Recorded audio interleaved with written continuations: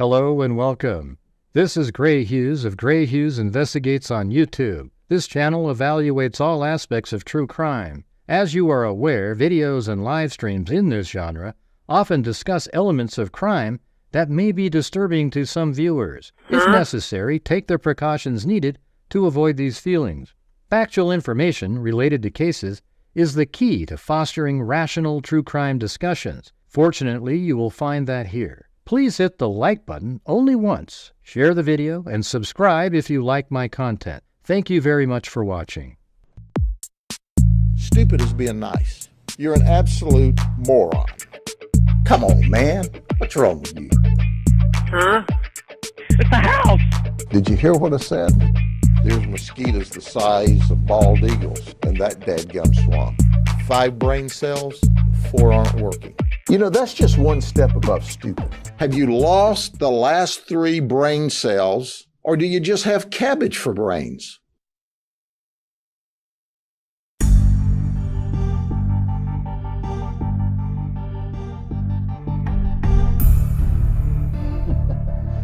Hey, what's going on? Yeah, I don't know, the audio wasn't working again. Maybe I'll go fix that really quick.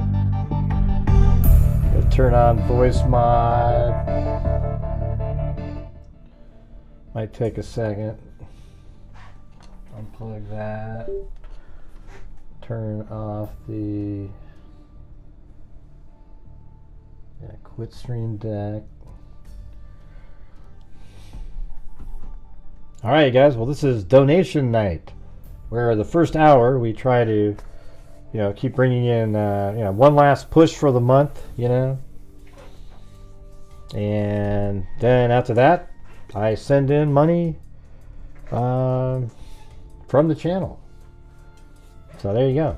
To various, maybe not really sure about tonight. It might be like just identifinders, or maybe some to our scholarship fund that we do. Also,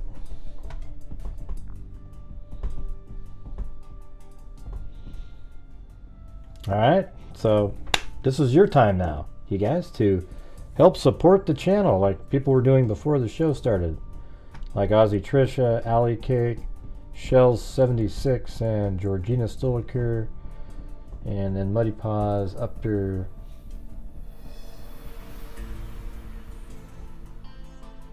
okay, I'm not sure what that means, Sherry. We do this every single week, every single month. Hey, look at that. Ivan Victor. Well, thank you. Very cool. Gave up the office. What kind of stupid comment is that? Jesus. This isn't a joke, Sherry. Wow. Well, thank you too, Muddy Paws. Maybe let me get to the this one here, right there, right? Yeah, maybe we'll get to hear it this time. All right. Let's see.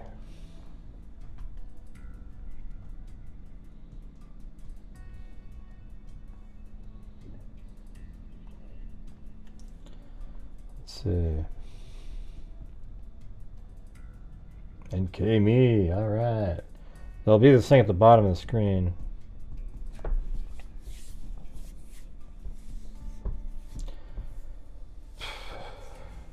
Donation night's the night where, this channel's donated $109,000 from the income from the channel. And, it's just out of the income that comes in, whether it's super chats, ad revenue, whatever the hell it is. And we have one night of the month where I send in chunks of money out of the income to various charities. All right. I try to, this month almost, I'd say 80% of my income was ad revenue. Or, maybe not 80, but like 70%. Big chunk.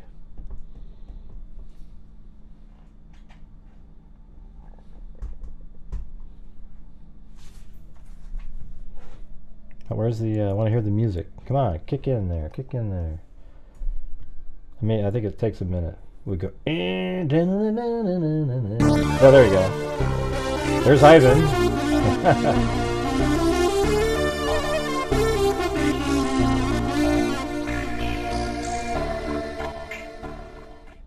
Love the freaks and grey. Donation night. And there's another one from Muddy Pod.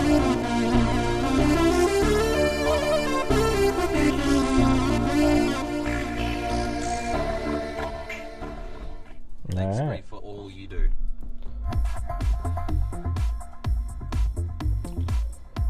Thank you.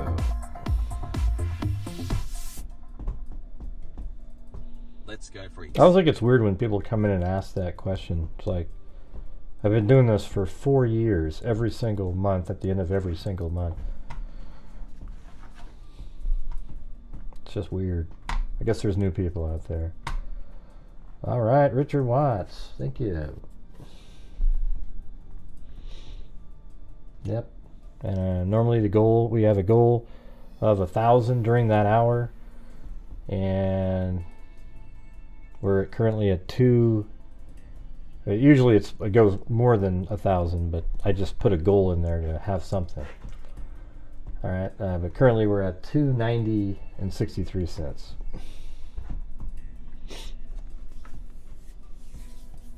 Yeah. And if you're wondering, we've got, hey, thanks WNC Granny and Lisa Valenzuela.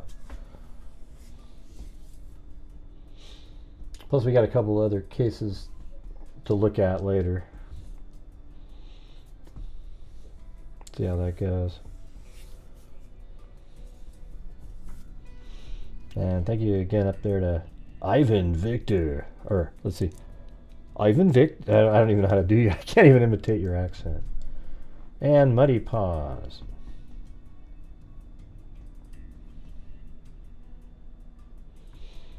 Yeah, so like, over the years we've given over 20,000 to Texas Equisearch each. I'm talking about each. NCMEC, the National Center for Missing and Exploited Children, and then RAIN, we've given to them. It's been harder. I mean, lately we've had a scholarship fund that we developed for fallen freaks. So if there's in honor of any freaks that might have passed away since we've been doing this, there's a scholarship fund that it's $2,000-$3,000 scholarships to students who are in like forensics or criminal justice, stuff like that. So we've got that, and then also their DNA fund. We've put 89,000 in that so far. Hey, look at that! WSC Granny.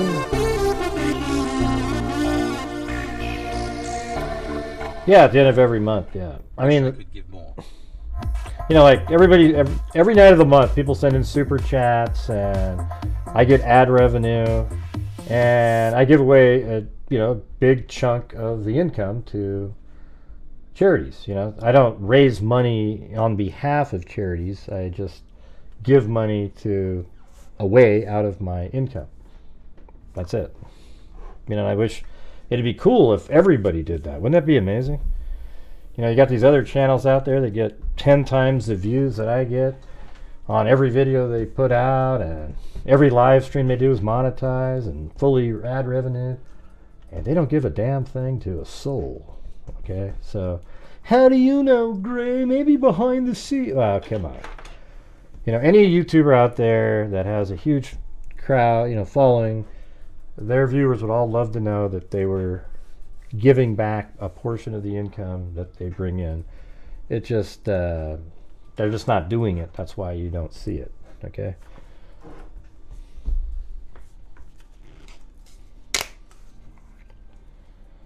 All right.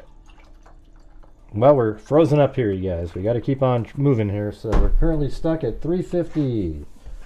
All right, and we now have 49 more minutes to go.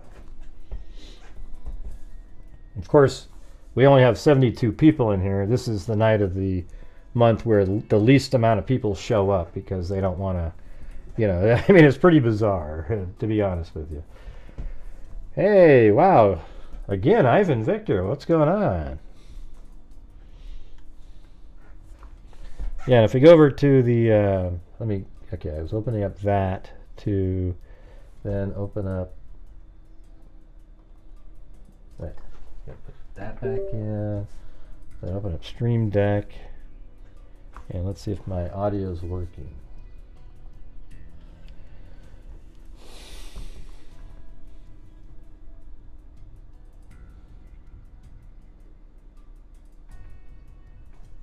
Ah, God. Why isn't that playing? It's weird it even showed up on there. Yep. Maybe try that again. Yeah, so if we go to the main... that's not the one. Right here, this one right here.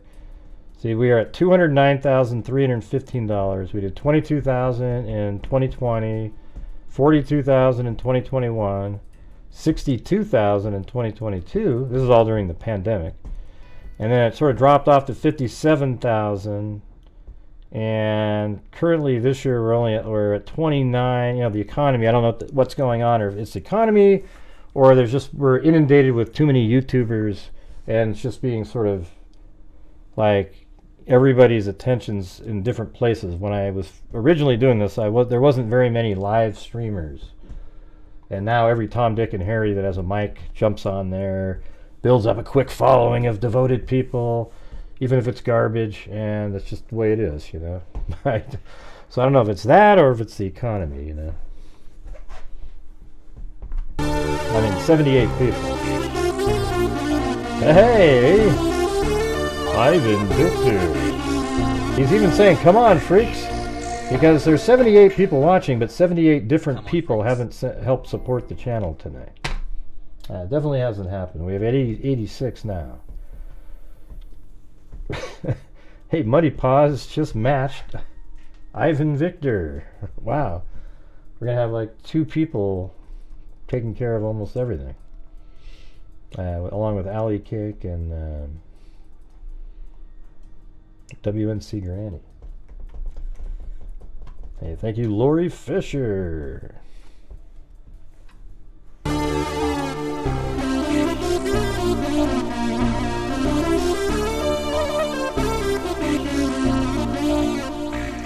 My favorite song. I'll match you, Ivan. Come on, freaks, we can do this. Yeah, thank you guys. It's very kind of you guys. Like Georgina Stoliker just said.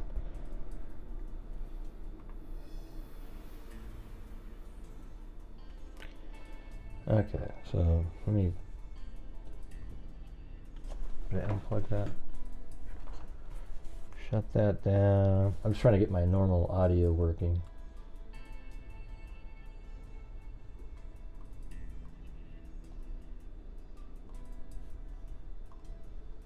Alright, let's try it again. Plug it in. Oops, okay, that worked. Now turn on Stream Deck.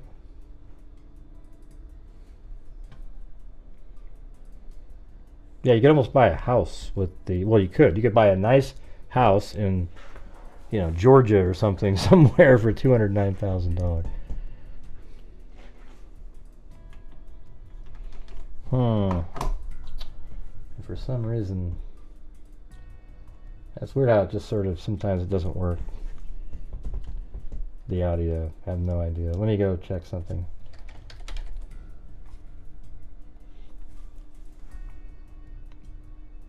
Line, yeah. This device is currently used. Okay. Yeah, it should be working. Don't know why. A lot of times you just have to reboot, but I'm not going to reboot.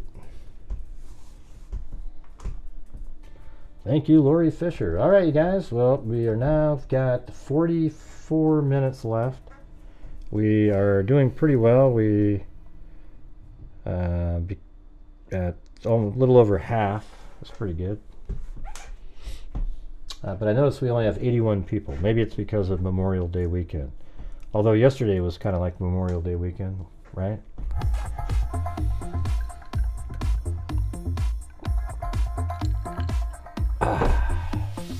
Iced tea.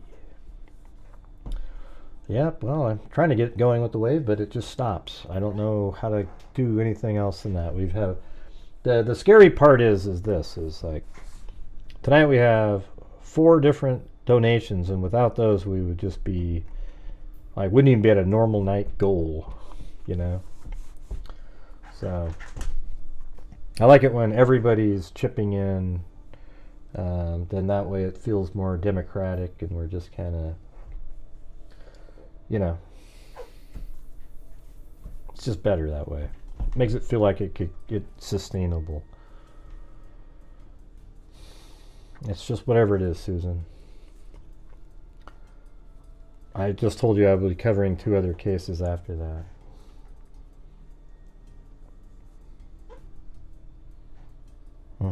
Yeah. Yeah, but like anything counts here. Like if you're, you know, $2, $5, it doesn't really matter. If you have 20 people do 5, it's another 100. You know, so when people say, "Oh, they can't afford it," yeah, I mean, I get it. You know, I get it. Like it's difficult, but everybody, you know, I think has like $2 or 5 or something, especially on a donation night. You know, like if if a friend called and they want to get a beer, they go get one. You know, right? It all adds up, right?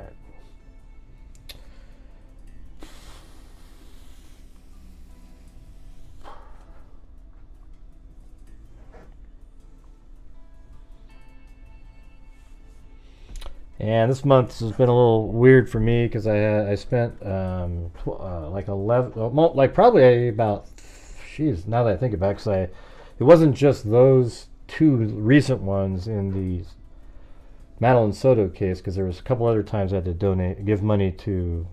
So I think this month it was like $1,300 I had to pay for different document dumps and photographs and videos for the Madeline Soto case.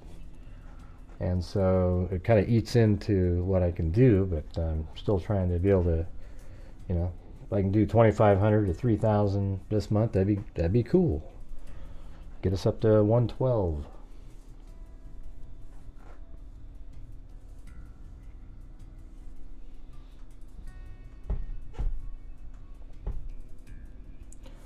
Thank you, Lori Fisher.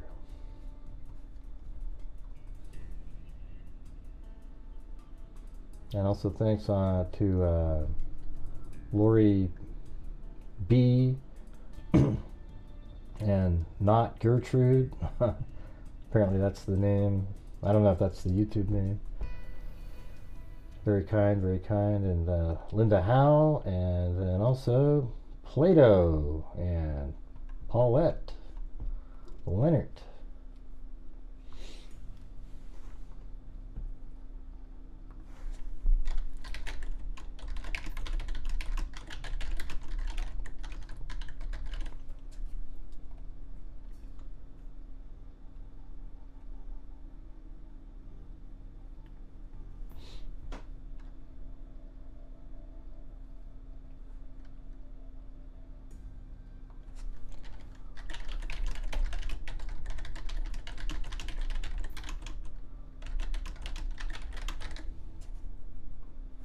Alright.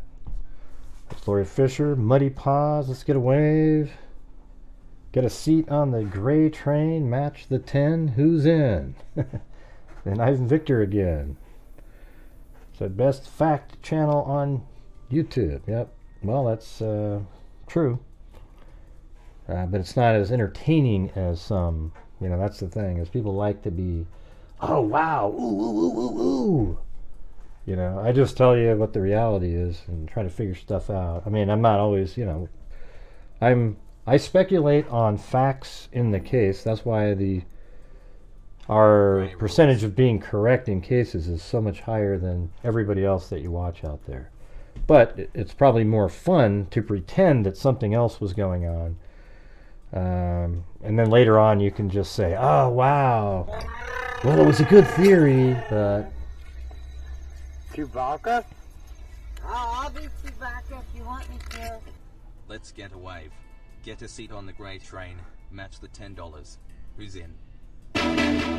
people are still following the Micah Miller case, if you can believe that. Best Sending me channel on emails. What a joke. Jesus. God, just come on. Yeah, the guy was a bad person, but she did take her own life. There's no doubt about it.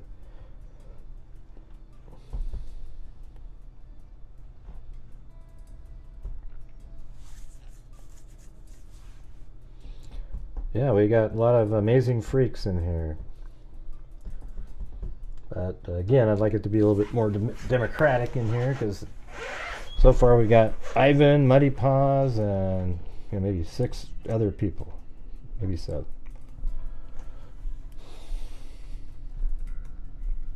Let's see, we've got 38 more minutes, and we're at 58%. Yeah, Micah Miller was interesting at first because it, like every characteristic of John Paul, whatever the hell his name is, that's exactly who you would think would do something. But when you see all the surveillance footage put together, it all makes sense.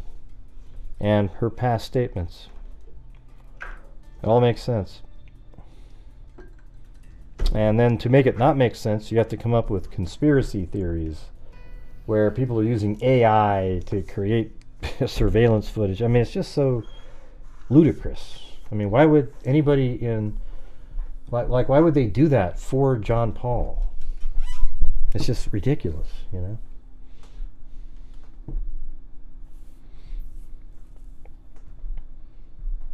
Alright, guys. Well, we got 96 people watching, so there's about 90 or 88 people out there that if you could help support the channel on this one night of the month, that'd be awesome. Thank you.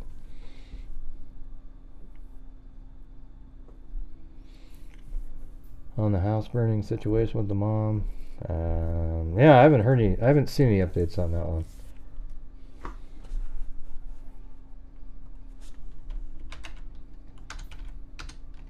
Let's see, mom, son.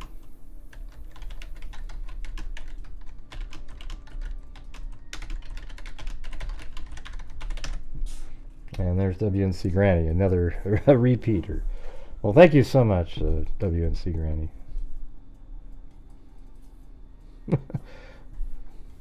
Yeah, thank you. Thank you, Susan Chamberlain.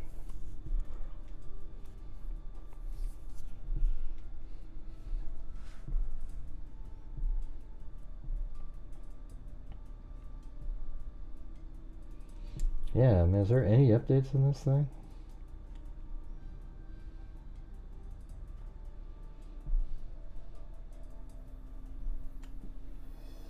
I forgot their names. I think I have it right here.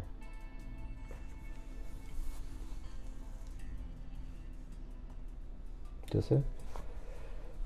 Ah, God, you know what? I can't get to any links on Facebook. They all say broken, even though they're there.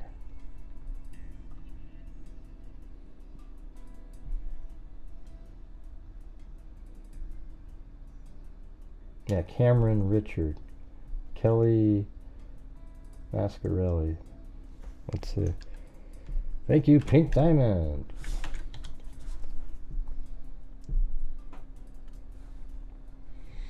All right, we're at 64%.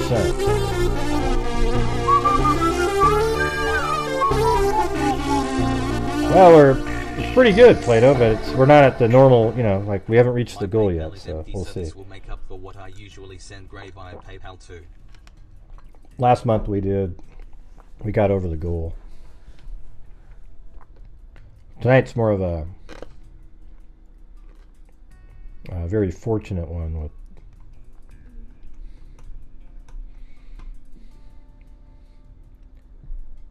let's see, 50 coming Monday when I get, hey. Well, that's okay, Eric. I mean, the thing is, I don't want people where if they're sending money in it, it's affecting their life, okay?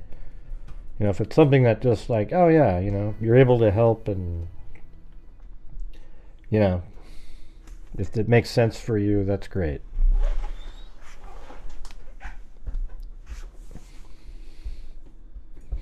I'm just one of those people, I don't know if, like, it's hard to see, I mean, like $2. I guess if you got 50 people, that's another 100. There you go. See.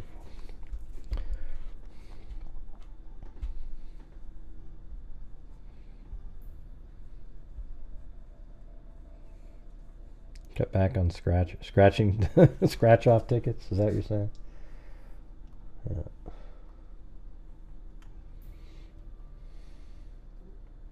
That's weird that there's no updates on that one. I just typed your name in. There's nothing. Isn't that ridiculous? Last article is like 8 days ago. Oh God, come on, Ivan. Did your cryptos go up again? Jeez, man. Well, thank you.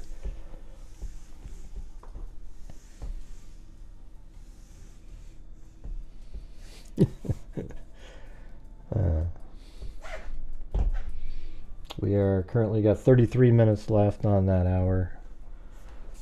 I always think it's hilarious though when we do donation nights. You struggle to get to 100 people watching.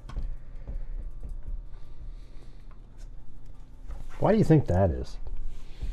Like the most important night where you're actually making a difference, you know, as a channel together. It's odd when you have people that just kind of, you know. I'd rather go talk about bullshit.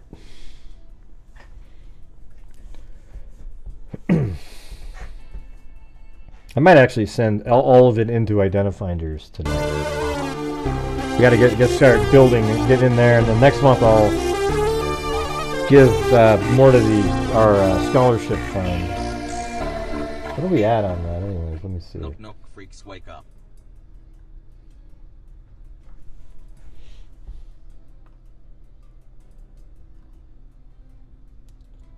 Bold. It's funny. I can't ever remember the name. I don't know why. Just something that just doesn't.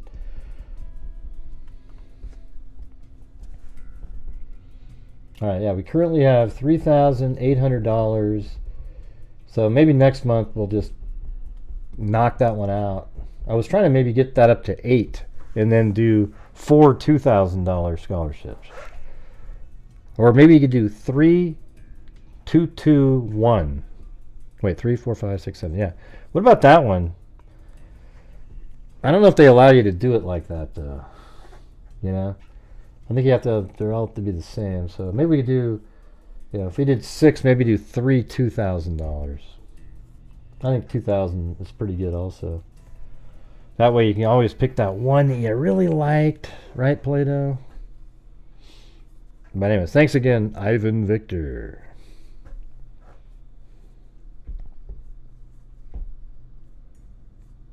I don't know what that means. I wonder if you didn't start until 9. What do you mean? It doesn't seem like it matters when I start. When I start late, people go, well, you came on so late, I missed it. Oh, yeah. You come on at 5. Yeah, it was too early. I was doing...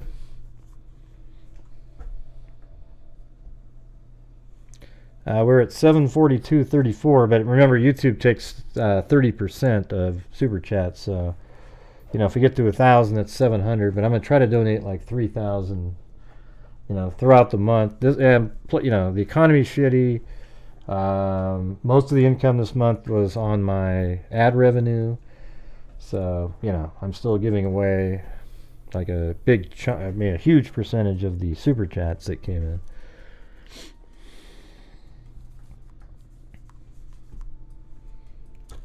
Thank you, Peggy, Day, and Amber, stopping in to support for donation night. Yeah, I know there's college football games going on. Feel bad for the Oregon State Beavers. That's my team. The Pac-10 got kind of all disbanded, and now it's just sort of these ragtag, you know, whatever games you can find. Everybody left. I think it's such a huge mistake to have that stupid football, the portal thing where you can get into and make money and all this shit. Man, the you know, college athletics is just stupid now. I think what it should be is each school is given the exact same amount of money, and no extra money can be given of any kind and you can divvy that up with your, or each department gets a certain amount at each school, blah, blah, blah, blah, blah. Something like that. But when you have this sort of unlimited situation where these college players get, hundreds of thousands, millions of dollars to go to a different school, what a joke, Just ruins the whole sport. Oh, yeah? Yeah, it's weird how some videos, like yesterday I put out a video of the 30 new videos in the Madeline Soto case, and nobody watched the damn thing. You didn't have, come on, Muddy Paws, you didn't have to do it. I know. It's okay, though. It's just one of those crazy months, but I appreciate it, Muddy Paws. Stopping in to support for donation night, American football. Yeah, I think we're probably at 85% now. And maybe in the next half hour we can get the other 150. Who knows? You never know.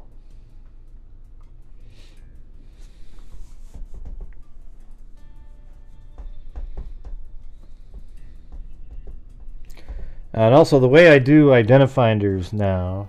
Wait, hold on, let me ask. I gotta ask Colleen, actually.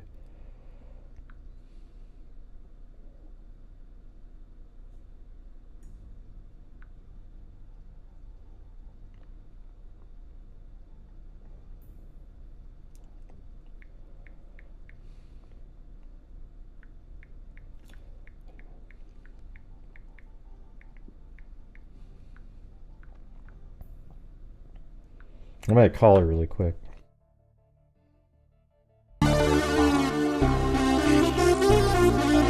Thank you, Muddy Paws. You're awesome. Just like Ivan Victor. Jesus, Ivan, you're killing me. I'm tapping out after this one.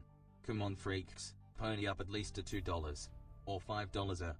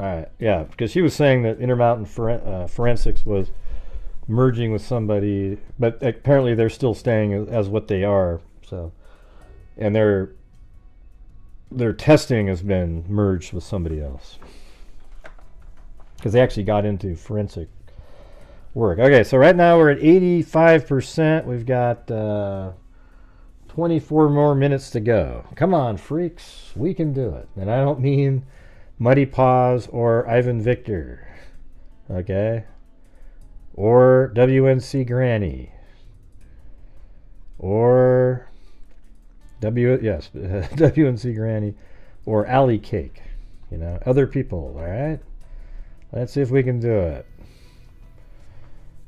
All right, so the way we're doing it now is when I send the money into well, it's not just now. It's been like this since since the first year or so of Intermountain Forensics. When we used to send money in after all the month was over, if I sent them, let's just pretend I sent them $10,000. Well, they would get, there was a 6% fee by whoever, like, the money transfer, and I was like, what? They get $600? I mean, that's ridiculous. Okay, so like if it was 5,000, it would be 300. So, you know, we're just not going to do it that way. So what I do is I actually go to my bank and transfer it over there, and then every month they send us back over the ledger, just like you saw yesterday, where it's $89,000 that we've given them. We've $18,000 still sitting there, but we have a whole bunch of different cases coming up right now. Well, hey, I guess Allie Cake, you did it again. And Linda Jane and Michelle H.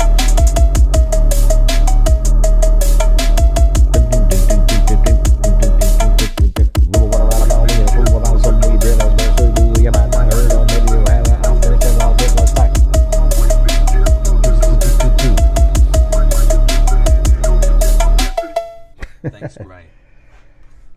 Well, that's not, hey, look at that, 91%, you guys, we can do it.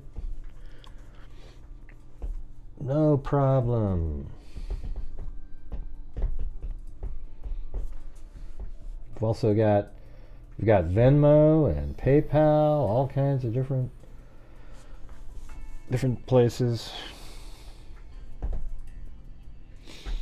Yeah, so I'm probably gonna just, if we get to the goal, I'll send in $3,000 to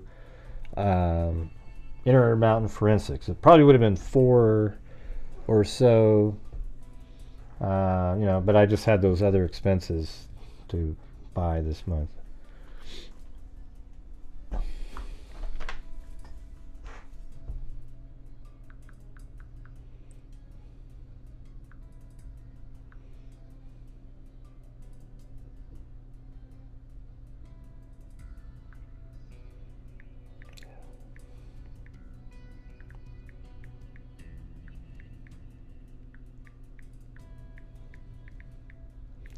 Here, just a second, I gotta go do something for the docket. I'll send him a picture instead of... Yeah.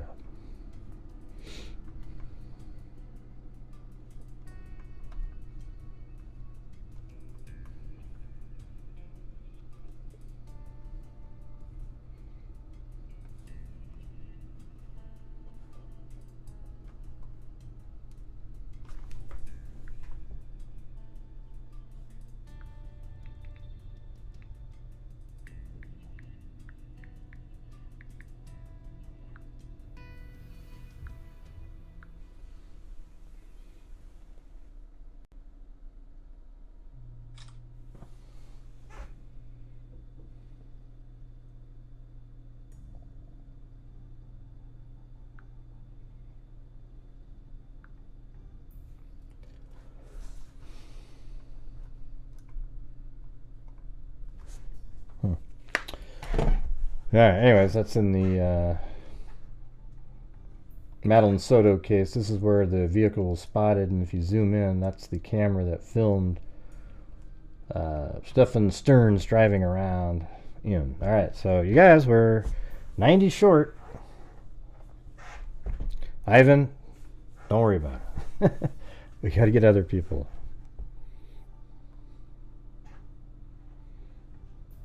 No, but I'm not talking about Trump, Judy.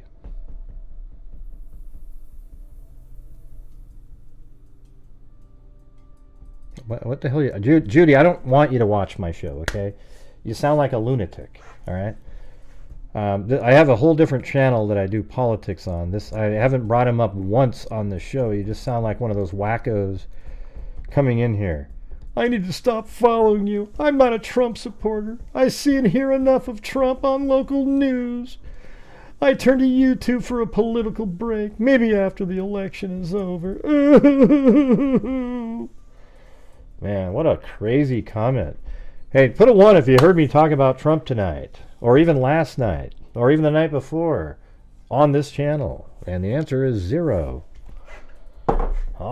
right. Jesus. And what difference does it make? Why does it matter who you support as a candidate? That's what I keep trying to tell people.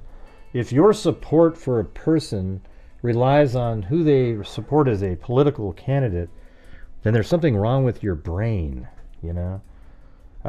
Like, I gave $209,000 out from this channel in 4 years, and I didn't ask one person when I sent that money in what their political affiliation was when they got the money. Okay? Yeah.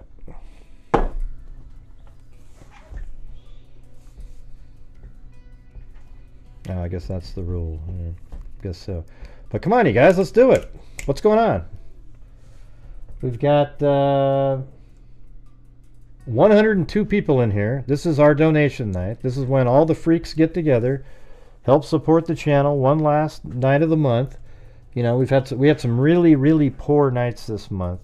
And, you know, this night usually kind of tries to make up for some of those. I mean, some of the nights, like the other night, we had like one of the worst ones I've ever seen. It was, oh God, Ivan, don't make Muddy Paws do it again. But anyways, thanks, Ivan. Jeez, so fortunate. Man, this night would have been a catastrophe without their little challenge thing that they had going.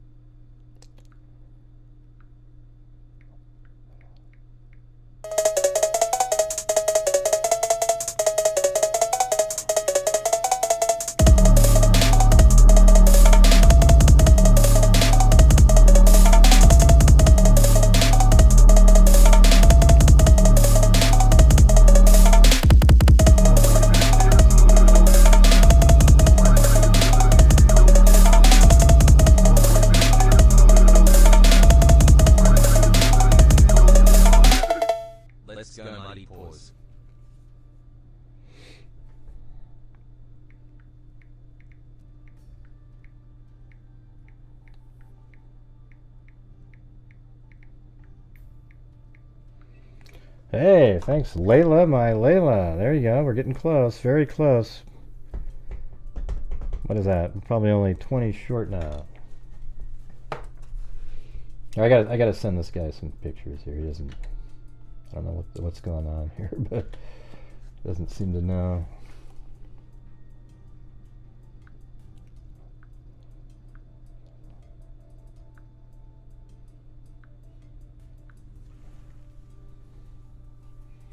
I gotta send him pictures of my screen.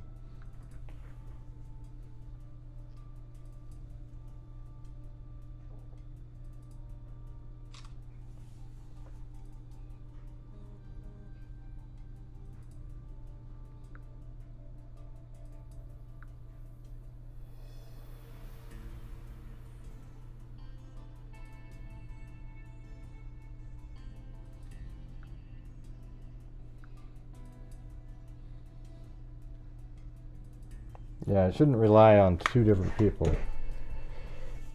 Freaks, this dollar goes to solving actual crimes, not supporting crime. Yeah, that's the thing is, you know, help support my channel. Obviously, all the, you know, the super chats and income that comes in from ad revenue and everything.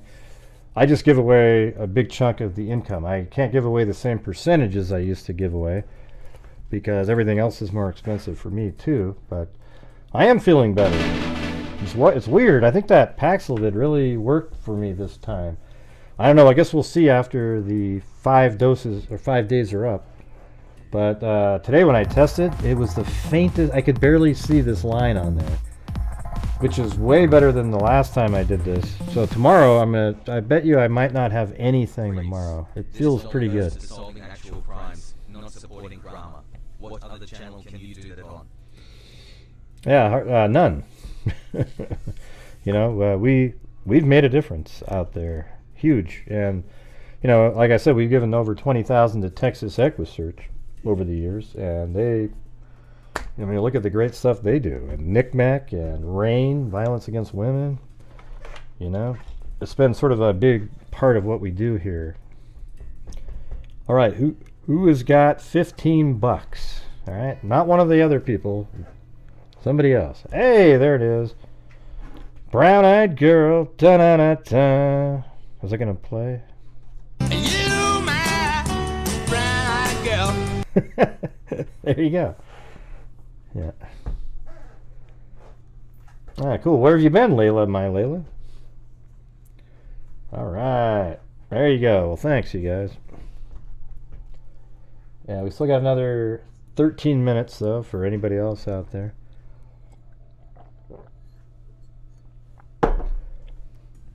Right, so anyways, I use my bank to send in the money because there's zero taken out percentage-wise. So if we send 3,000, they get 3,000. There isn't, you know, if you send 3,000 in, you know, they would have gotten like $190, $180 or something before. And the cool part is the whole genetic genealogy thing costs less now. It's not as expensive as it once was. Like sequencing doesn't cost as much.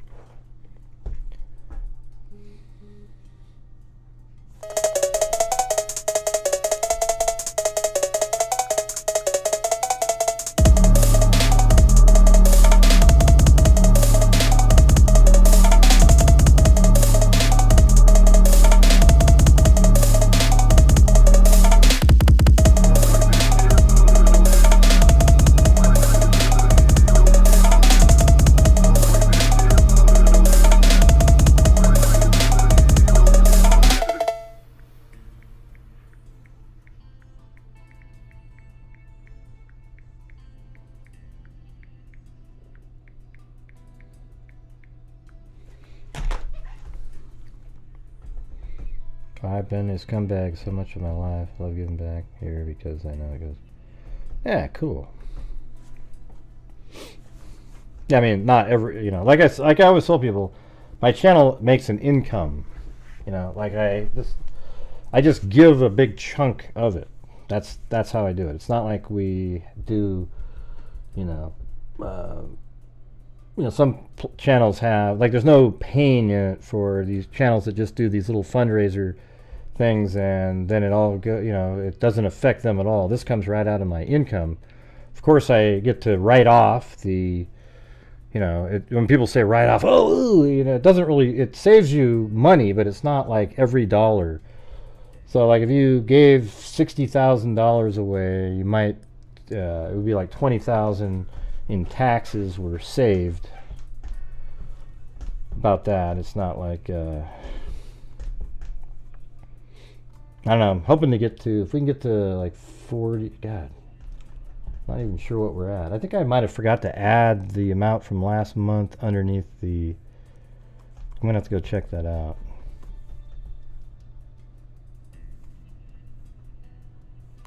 Oh, thanks, Ivan.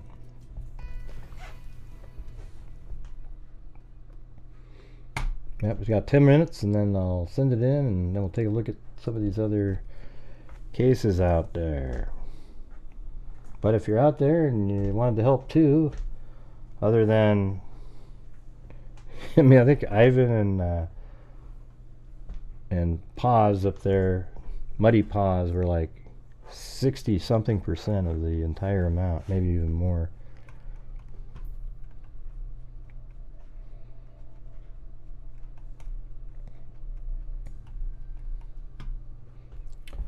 Ding, ding, ding, ding, ding, ding, ding, ding. Ding, ding, ding. Maybe I'll just do it now. You know, we got to the goal, so.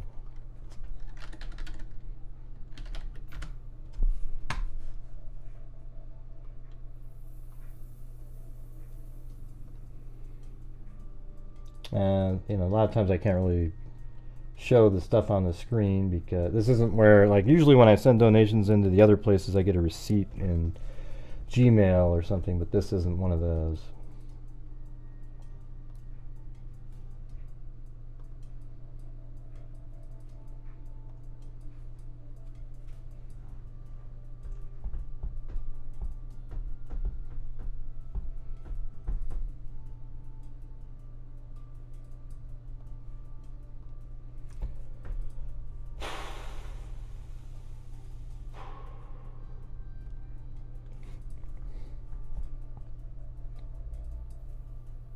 Georgina Stoliker.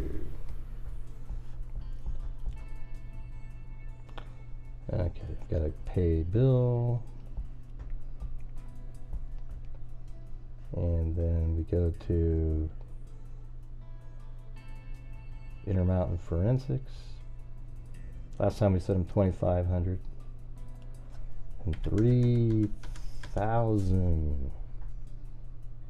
And then I put let's see, to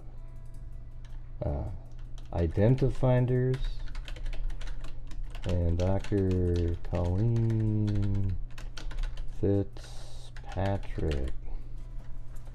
Yep, there we go. Identifinders International. Thanks, Georgina, and Mark gifted a membership.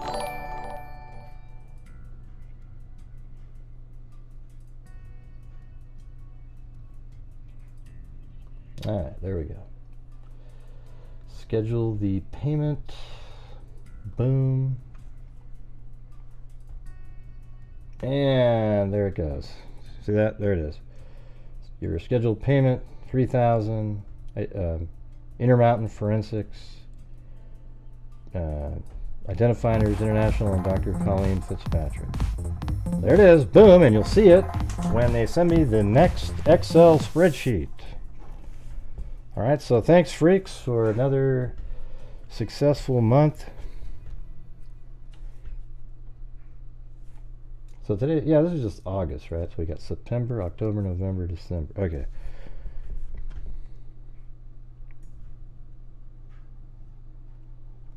And thanks, Georgina. And alright, let's go up here, fix, update this one. How do we know you really sent it, Gray? Well, I show it every month. Don't worry. I get the, you know, at least when the fortunate thing is when I send it to like Texas EquiSearch or Rain or somebody, they send me your receipt right away. But all right, 12. There we go. 212.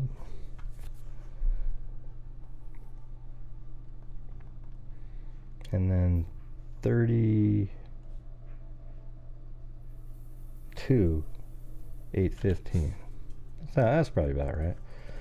All right, so we've done 32,815 this year so far. Got 4 months to go. You know, if we have some really big months in there, we can get it. I think for sure we'll pass the 2021 number. I doubt we'll get to 2023, or I mean we could. Just depends on if you have those huge months. Like there was a couple months out there where one month they gave $10,000 to our, you know, that makes a huge difference for the year tally, you know.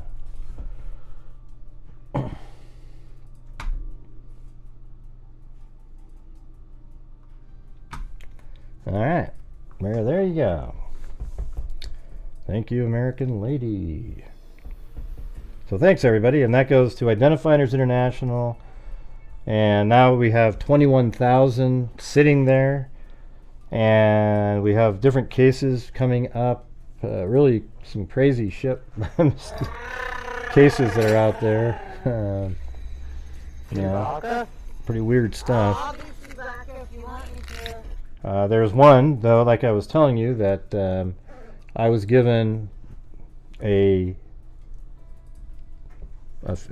cemetery site. Really small little cemetery site, and then one photograph of the funeral, and then by looking at that I was able to sort of pinpoint on the map at that little place where approximately like 50 years ago, that maybe even longer, that the body was buried there. And then they went back out there, and you know, after a couple searches they found the vault that this body was in, and now it's about getting it out, you know, maybe drying the skeleton and then picking some parts to do DNA extraction. Then we'll figure out who that person is, and then see if there's an association with, you know, it's pretty crazy stuff. But see, we actually do stuff, you know, and that's what's so unfortunate and so disappointing to me when I do these shows and I get like 100 people watching, And sometimes I do a show, you know, if it's a really huge case or something, I'll get 1,000 or something watching. But it's just so disappointing that the support a lot of times financially, you go over to one of these shows that are just total trash, just talking about every conspiracy theory, and everybody's like, woohoo, yay! And you see the super chats flying in there like it's a bingo parlor, and it's just really disheartening, you know, because they aren't going to do a damn thing for anybody. All right, awesome.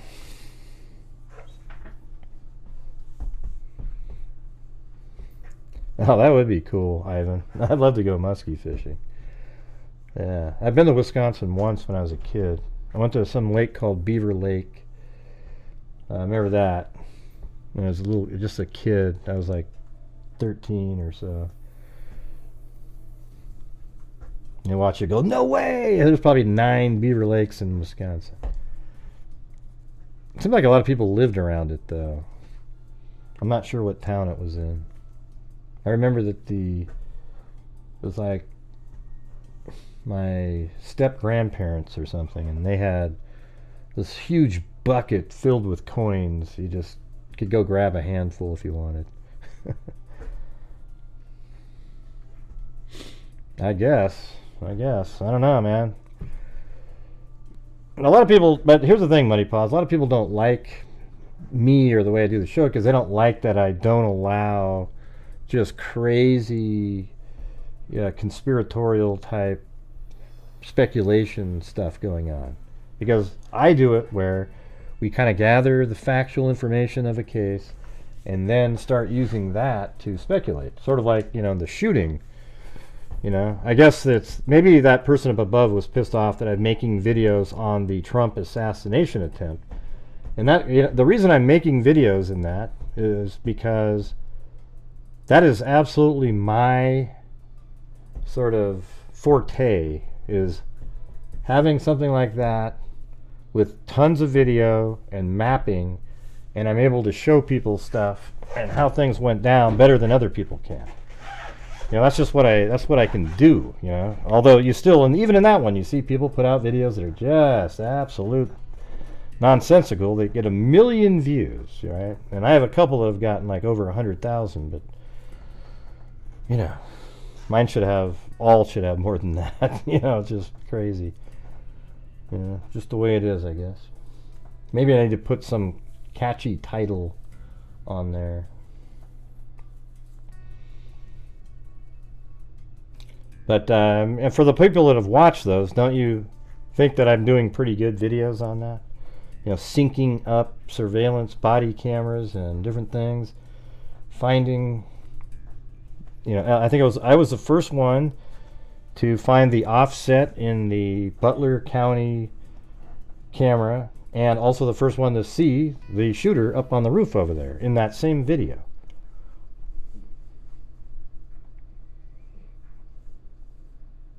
No. Well, it doesn't really matter if it's hashtagged in the description. I wasn't talking about Trump. So if somebody gets that whacked out about it, you know. You know, it's like, oh God, you're talking about him. Yeah. Yeah, actually, what difference does it make? I'll get rid of it though for the wackos that care, you know. It didn't help anything. I didn't get extra people here. It just didn't take it out accidentally. Oh my God, if there's a hashtag, and I mean, that means somebody would have had to look for that.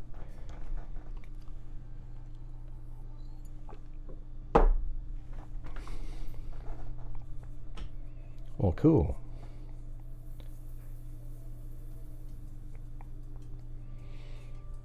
Yeah, cool, Many Paws. Yeah, I mean, I don't know, I think I lost a lot of people because they didn't like, you know, I mean, after the shooting, you know, it really was like, whoa, that's just crazy, because you can always look at it like this. If that shooting was against the other party, they'd still be talking about it every single day in the newspaper and in the media and every channel over and over and over again. But it was Trump, so it was in there for a couple weeks, and now they'd never talk about it. It's gone, completely out of everybody's. And it's crazy. The way that whole thing went down, it's unreal, really. 3 minutes before, you have people seeing somebody on a roof, and nobody seemed to...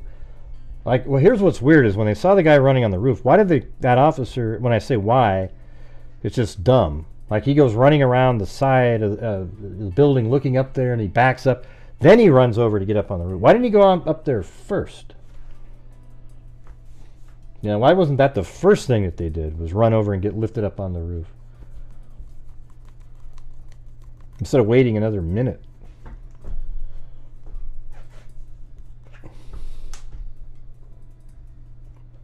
Complaining about you, and boom, it was a gold mine, the jackpot of reality.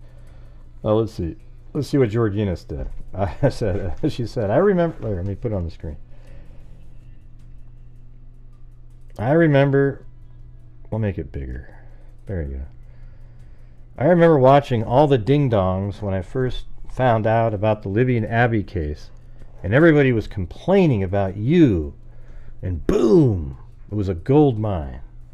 The jackpot of reality. That's one of the coolest written things I've ever seen right there, Georgina. Gotta admit. Yeah, I saw Dan Bongino. Dan Bongino is a conspiracy nut job. You know, whether he's right or not in this one, he loses credibility because every single thing that he follows is a conspiracy. It doesn't matter what it is. So at the end, then it's kind of like, you take away from its credibility of being a conspiracy. You know, that's because every case he's the same. Everything's always got some hidden meaning or agenda, because that's what sells for him.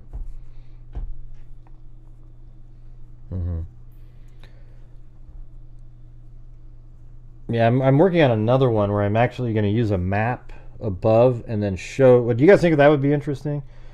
Where, you know, all the different vehicles and people moving around. If I did it from above, I think I could just do it real time too. Like, because there's only really an important, like 7 or 8 minutes, right? And you could just show where everybody is moving around, and then play the video sort of up at a small little square, showing, and it's sort of moving with that little dot, and then it would show this one. I think that'd be sweet, man. Yeah, I think that's kind of how you do it.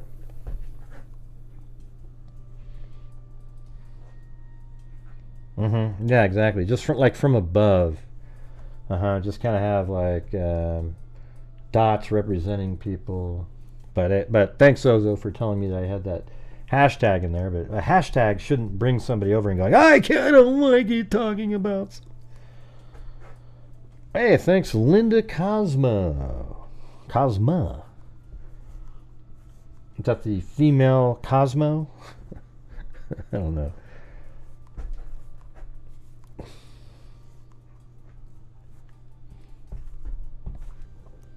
Yeah, Cosma. I was about to say Cosmo. Almost, I think I did say that, but I didn't mean to.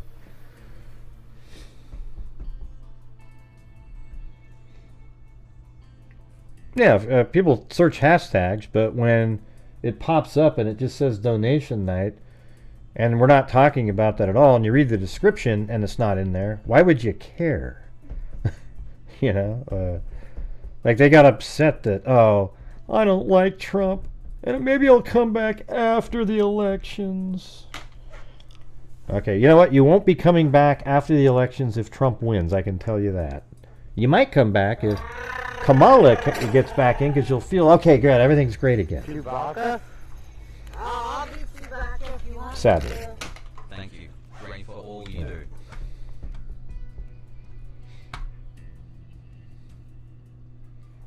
It's a Brooder film.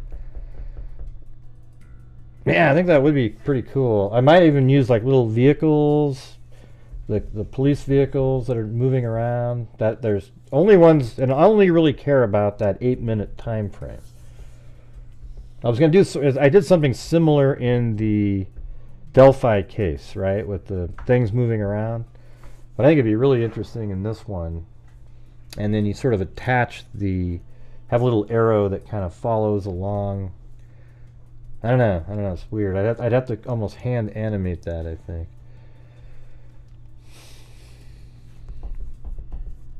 Get on it, Gray. Yeah. Well, I'm gonna. Yeah. So, hey, Muddy Paws. So you're trying to get into being a FGG person, right? Or IGG or FIGG.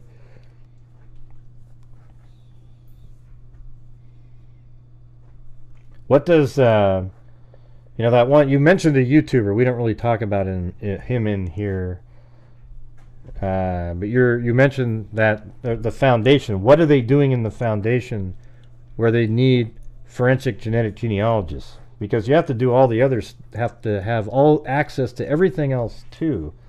You have to be able to do the sequencing. First, you got to extract the DNA, then do the sequencing, and then you've got to, if the sequencing is rough, you got to have other processes that can help extract it out of that.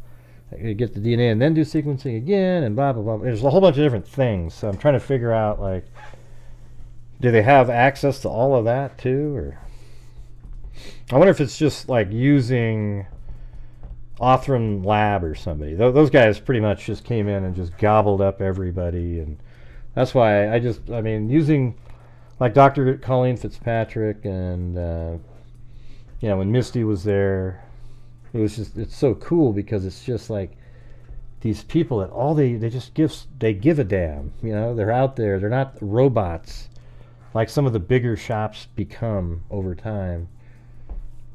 So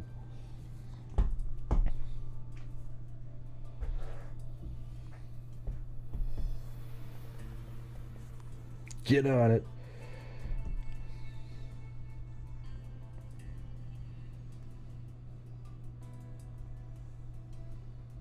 Mm-hmm.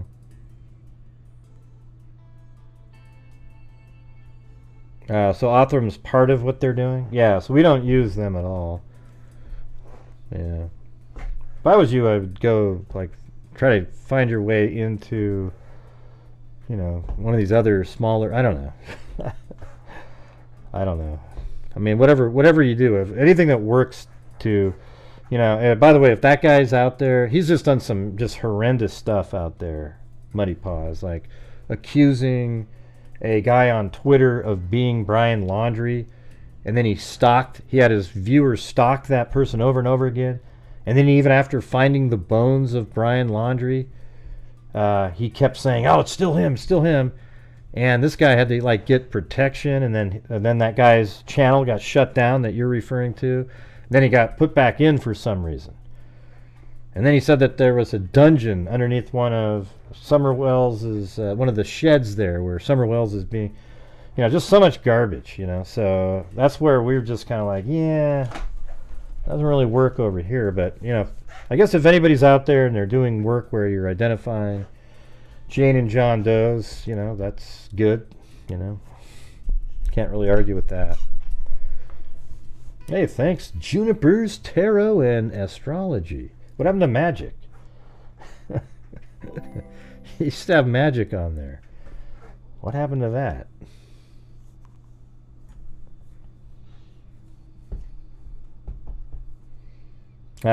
Paul Holes is with who? Othram? I thought he was with Parabon or somebody. I mean, investigative genetic genealogy is so amazing for cold cases. It's just unbelievable. It's just absolutely, and it still makes it interesting even for the investigators. So here's the thing. When you hear people out there bitching about touch DNA, just tell them they're idiots, okay? First of all, when they find touch DNA, it only matters if the location of the touch DNA is significant. For example, a buckle of a K-bar knife sheath. That might be interesting, right? One that was left at the crime scene. And then all it is, all the genealogist is doing, everybody, so if you're listening right now, just listen to this for a second. All they're doing is providing a lead. That's it. They're just saying, hey, it looks like the DNA points to this person. And then you go, well, that is interesting. The detectives would. So they go out, and they have to do all the investigative work to prove that, in fact, it was him. And then they can get a warrant to get a swab, and then compare the swab to the source DNA that was on that knife sheath. You get it? It's no different than, let me ask you guys this. So when people go, well, it wasn't ethical the way they got the lead, though, Gray. I mean, do you know how ridiculous you sound? There's been leads generated by psychics, for God's sakes. You know, a broad lead that led to something. Does anybody on the defense team go, well, I need proof of how that psychic, and that's just what they said. It came down to the detectives, though, after they got the lead, to prove it. Do you get it? It's so amazing, the thought process people have out there. Hey, thank you, Cheryl Bullock.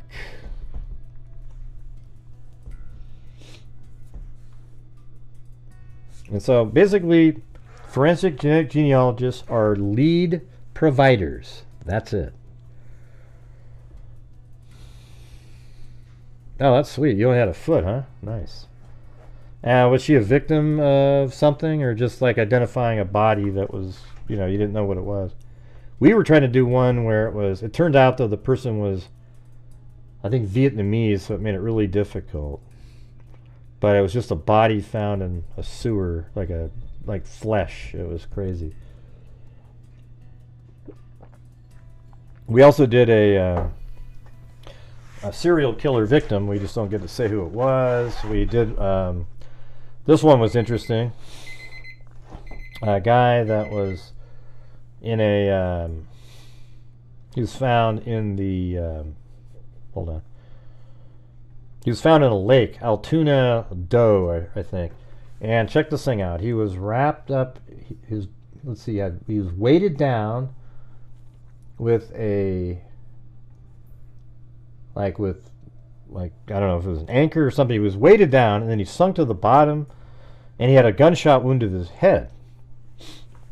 And he was wearing fins. And see, the fins is what immediately gave me my theory. So a lot of people thought, wow, he was shot and then dumped in there. But I thought, you know what I think he did? I think he swam. Why did he have fins on? That's because he swam out, weighted down, and when he was out there, he shot himself in the head, killing himself, and then he floated, he sank to the bottom with the weights, and that's it. And it turns out that's exactly what happened. You guys remember that? That's what I said.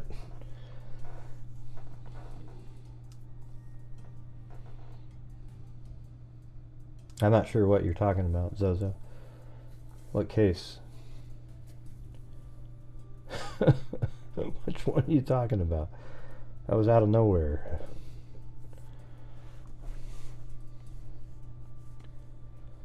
Let's see. Oh, that guy. Oh, I see. Yeah. I guess she's probably on rewind or something. Yeah, that's right. He tried to get a false confession from a kid. So you want to look into some of that stuff, Muddy Paws, before you decide to. Law enforcement didn't let us know their theory of her death. Well, where was the foot found, though? I think it was Lake Altoona Doe or something. He has a name. I had it up on the screen, but I ran out of room at some point and had to remove. There was 3 different ones. We've solved 6 or 7 cases out there. We even did one case where there was a murder, and then his body was found inside of a vehicle. Then what was it? Oh, then they decided that night there was something happening at the house, and they kind of think that the wife maybe knew something. This is down in Klamath Falls, Oregon. And they found cigarette butts that were they were fresh, so they got those, and we actually had whoever was smoking it, we had him identified. And it turns out he was somebody that was in prison during the time of the murders. But he was dead because sometime after he got out of prison, police were chasing him, and he drove off into the woods and got out of his car and somehow died of exposure out in the middle of nowhere. I mean, what are the odds of... There's just such weird crap that goes on.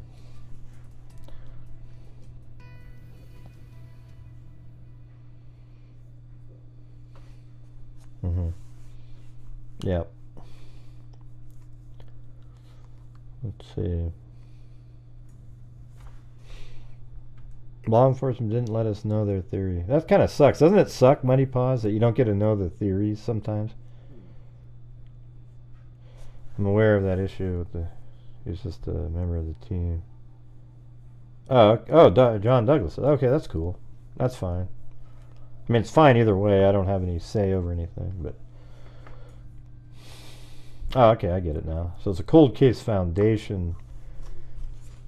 It's just a bigger thing. That's awesome. You want to open up the phone? I could open up the phone lines. I was going to go over a couple cases, but I don't know. I can save those. They're pretty interesting, though. One of them's like a nudist colony where husband and wife, they're like 73 and 79 years old, respectively, were they went missing, but they've just been found underneath the neighbor's house who was a suspect. Kind of a John Wayne Gacy meets nudist colony. Pretty wild stuff out there.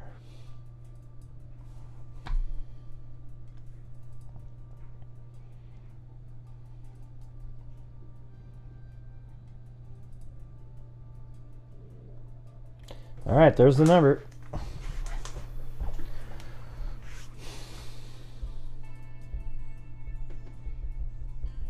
And if you guys want to keep supporting the channel, that'd be great tonight. Or wait till tomorrow. Maybe we get the month started off good. I don't know what we're calling in about. Ivan said he just wanted to call in, so I don't know.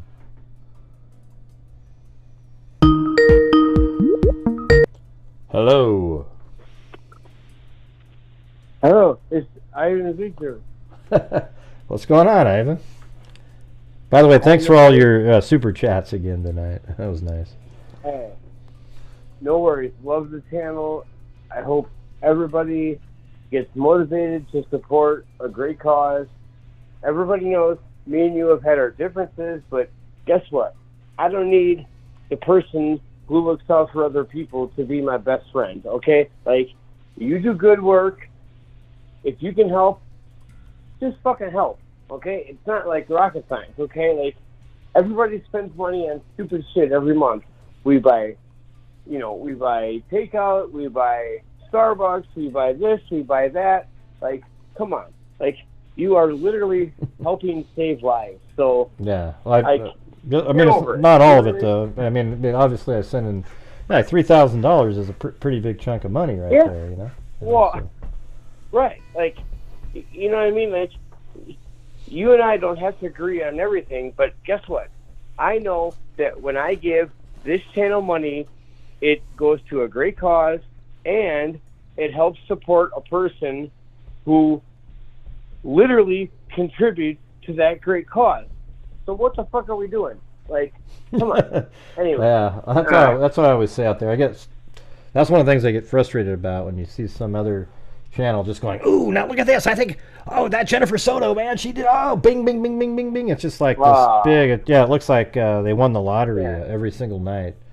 And so you just kind of wonder, like, wow, how come just sort of the people that know what the hell they're doing, you know, don't get that. I'm glad you brought up Soto, because that's the direction I want to steer this call.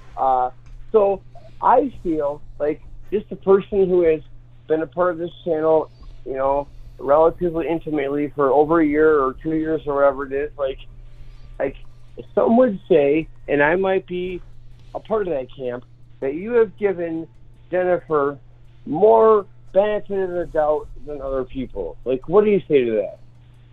Well, yeah. Well, I mean, I'm giving her the benefit of the doubt because I haven't seen anything yet that literally says that she knew what he was doing. Everything that I've seen is completely explainable with like being the perfect victim. That's exactly the kind of woman that people like Stephen Stearns go look for, and they. Can I push back with the devil's advocate pushback here? Well, yeah, you can. Okay, I feel like you, among the best of them, are always like, you know what? This isn't a court of law. We don't need distinguishable proof. We don't need, irrefutable evidence. Like, yeah, but there's I know what you're saying. No, but here, I get what you're saying. It's like in the Koberger case, I'm like, oh yeah, because there's so much, because it's filled with facts that are like literally related to the crime that just absolutely prove him circumstantially that he's guilty. Now in the Soto case, I don't see anything circumstantially even, just sort of like almost like circumstantial, very weak circumstantial stuff, not direct circumstantial. I guess my question is how many weak circumstantial facts have to add up before you're like, you know what, this bitch is in on it. Like, well, because I don't think there's that many. I think it's the same thing over and over and over again that people just keep saying. It's just repeated in a different report, the exact same thing that everybody's saying. Yes, she knew.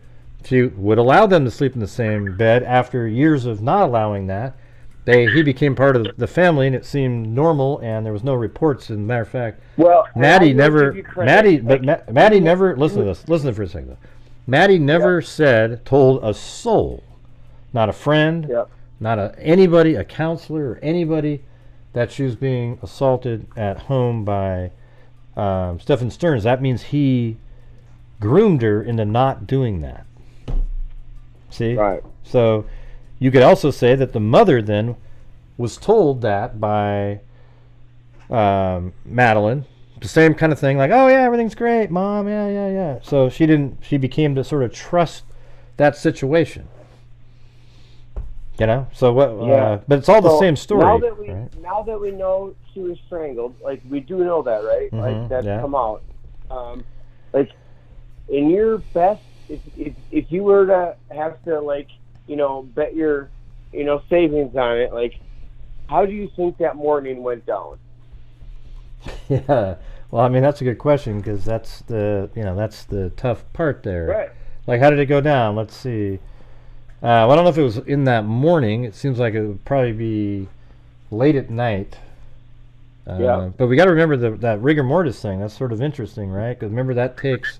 Right. I can't remember the amount of time, but like she's propped up in the car, apparently not with rigor mortis or anything. Your best guess, Gray, and you're better than 95% of the average dickhead. So, like, in your best estimation, how do you think that morning or early evening went down? Or you mean like really early morning, like 1 a.m? Yeah. I think something happened where Stephen Stearns. Well, I have two theories. One of them is that it's a Telegram, sort of a stream thing that he was going to upload like an actual death of the person, or something happened. Smut film. Yeah, and it's interesting because the way that it works on Telegram, it could have been that they figured out who he was. So remember how I was saying, like, if she's pregnant. So let's say she was pregnant. He has no out, right? But let's say the Telegram people figured out who he was and did the same sort of pressure. I mean, this is just sort of an out there theory, but they're like, hey, if you don't do what we're going to tell you to do, we're going to out you. So then he goes, oh God, okay, we want you to strangle her and create a video, and then boom, he uploads that. Now he's got to figure out what to do. That's sort of a out there theory. That's kind of like, the main one would just be that there was something that he felt was going to lead to the discovery of him assaulting her for many years, and he couldn't allow that to happen. Maybe I don't know what that would be, and then I think he just strangled her. And maybe he even was dumb enough to try to include her, and then she said no. Like, hey, if you go along with this, we can make all sorts of money. And she was like, what the fuck are you talking about, weirdo? You know what I mean? Like, Mm-hmm. because, you know, he was caught between a rock and a hard place, and he had to, because he was making all sorts of erratic, you know, wild decisions at that point. And he could have been like, hey, if you go in on this with me, don't tell your mom, but we could be rich, blah, blah, blah. You know, and she was like, fuck you, loser. Like, you know, whatever. And it could have all went haywire on the spot. So. Yeah, I mean, I think he's actually been making money. I mean, it's just a theory, but I think he's been making money off of Madeline and somewhere out there, or at least trading pictures so he could have others with other people. Yeah. I mean, with all he had hundreds and hundreds of images, thousands, I think, you know. Thousands, yeah. Yeah. Like, and I would be surprised and completely amazed if she's the only person on that hard drive. Like, you know she's not. Like, well, what if she is, though? That means it's even more likely that he was sharing. He's getting all kinds of different shots, but yeah, he probably has. He's probably just really into that stuff, and would get other people to send him things, and he would send them things.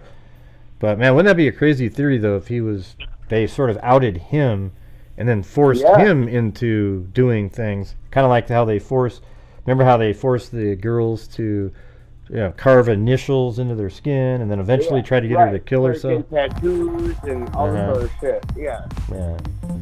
Yeah, branding, almost like branding yourself. Like. Yeah, I mean, this is kind of weird, though. It's like the theory, the Telegram ones, is, you know, those two theories I just gave you are the ones that I have. My original one was that I thought, which makes the most sense, would be that she was pregnant. You know, that was the very first one that I came up with. That if she was pregnant, he has no out. There's no way out at all, and he couldn't let that happen. But we know that's not true because they were with her death. Like, well, they would have. You think you would have heard about it in the autopsy or something, that she was pregnant or something. Yeah. But maybe they're keeping that. Yeah. Maybe they're keeping that quiet because of her age, though. Maybe we don't get to know that. Well, I think Florida would have charged him with double murder, though. I don't know if they would if it was just sort of like. I mean, I think it depends on the age, right? I mean, I don't know if Florida does one, like if it's a 2-month-old or a month-old fetus, would they still do that? Or I feel like of all states, Florida would have been all on top of that, though. Like, yeah, it could be. They would have hit him. Maybe they're holding off on that, but you know, that theory is the one that makes the most sense if it was true, because he has no out, right? It's really simple too. It's just, oh, there you go. She says that she's pregnant, and maybe she just said she was pregnant to him. Well, yeah, as a way to get him to back off. Yeah, right? or well, that's not or to just, yeah. I mean, I'm not sure. Yeah, maybe that. Yeah, to get him to back off, but didn't realize what that would actually mean. Right, like, hey, fucker, I'm pregnant. You keep this up, you're gonna die. You know, like, blah blah blah, like. Or whatever, yeah. Something happened. Yeah, that's weird. To me, it's significant that birthday happened right as this happened, because something changed in her mind. Whether it was her reading something, a friend telling her something, like her just having a thought, like something changed when she had that birthday, and she was like, you know what, motherfucker, enough's enough. Like, the tables are turning, I'm coming for you. Like, something changed in her head that day when she had that birthday, in my mind. Like, because it's just too coincidental that birthday happened and all this shit happened. And she's 13 now, so it's kind of, you know, maybe she's heading into high school. Well, not high school yet, but like, I don't know. I'm not really sure, but yeah, it does seem kind of like it's related somehow. Like she's 13. Yeah, like something happened in her head or with her friends or something she read, and she was like, all right, motherfucker, you've been fucking me over for the last how many years? Enough's enough. I'm going to stand up for myself. You can deal with it. And she threatened him, and he couldn't handle it. And he freaked the fuck out and did what he did. But it's too coincidental that birthday happened and then this happened to not be related in my mind. Yeah, it's always had that feeling, like somehow. I mean, you obviously, and there was some premeditated elements more recently. I can't remember what those were, but in some of those other documents. The only reason, like, I've been critical of Jen this whole time, but the one thing I will say is they have all these pictures, all these hours of video, of footage, and if she was included in any of that, she'd already be arrested. So the fact that she isn't says something, okay? Like, we already agree she's not a good parent. We already agree she's sort of an airhead, clueless, absent-minded, put any adjective you want there. She's all those things, okay? But the only thing that gives me solace that she's not included in this tragedy and catastrophe is that if she was on video anywhere, she'd already be charged, okay? Or if there was just anything at all, anything. If there was a text message or, hey, how was it last night, man? Did you get whatever?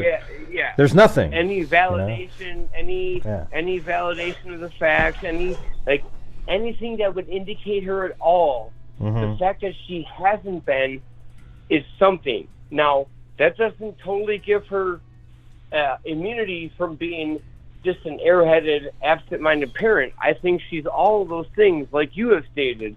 But man, like, it just freaks me out. Well, they had that new thing. They had that new thing. What was the new thing that they were trying to spin onto her saying something about, what the hell was that? Remember the other day? It was but they misworded it. They tried to make it seem like it was a quote, but it wasn't a quote. My COVID brain doesn't let me remember. It just makes me wonder how many absent-minded parents are out there that are allowing their kids to be abused, and even though their behavior may not be criminal, it is certainly contributing to abuse. And that is fucking scary and terrifying and disgusting. Like, that's what it was. Yeah, the sex stuff. That's what Zozo was saying. Yeah. So it was the sex stuff. Right. It was like she said the sex stuff wasn't evil, but there was no quote on that. Here's what the guy did. She said, they were talking about the sex stuff. She goes, yeah, the sex. This is what I bet she said. Man, the sex stuff is one thing, but to kill somebody, that's pure evil. So this guy wrote down, she said sex stuff wasn't evil, and that it's just, because he just shoddy reporting, like, because he quoted the evil part on the killing, but the other part wasn't a quote. He just filled it in. That was his own. It's clickbait bullshit, is what it is. Yeah. Like, and you know what? Jen was never gonna be Mother of the Year. It's just so fucking sad and tragic that she happened to have a monster enter her life that was looking for an absent-minded person like her with a daughter. And it is all too common and all too prevalent in our day and age for there are lots of bad parents. You and I know, like, lots of people should have never been parents, but that doesn't make them evil. But guess what? When fucking evil enters your life, you need a solid person to fend it off. And if you don't, evil will win. Yeah, and I don't think Jen was not solid. I mean, Jen is the perfect person for a predator to pick. Somebody that's kind of needy, sort of mentally not really all together, has a lot of mental issues with. She wasn't prepared. She wasn't ready to fend off evil. Yeah, but I mean, I don't even know if it has to be that. I think there's people out there that are so good at tricking people, and over time, they manipulate the entire relationship where eventually it seems normal that they could sleep in the same bed together. That's kind of what his goal would be. Over time, he probably got that. When he found Jen, he thought he hit the fucking jackpot, Gray, because not only did he not have like active pusher back, but he found somebody who was just oblivious and sort of tired of being a mom in general, because that's the vibes he gives. So the fact that he was able to hit one and then the other, it's like he hit the fucking jackpot of predators. Well, my thing is is I don't I'm not a fan of Jennifer Soto, so whenever we go, oh, I can't believe you're defending a monster. I don't know if she's a monster. I know you're not. I don't know if she's a monster. I don't know anything. I know Stephen Stearns is a monster in that he is a child predator. Yep. And is doing exactly what they do.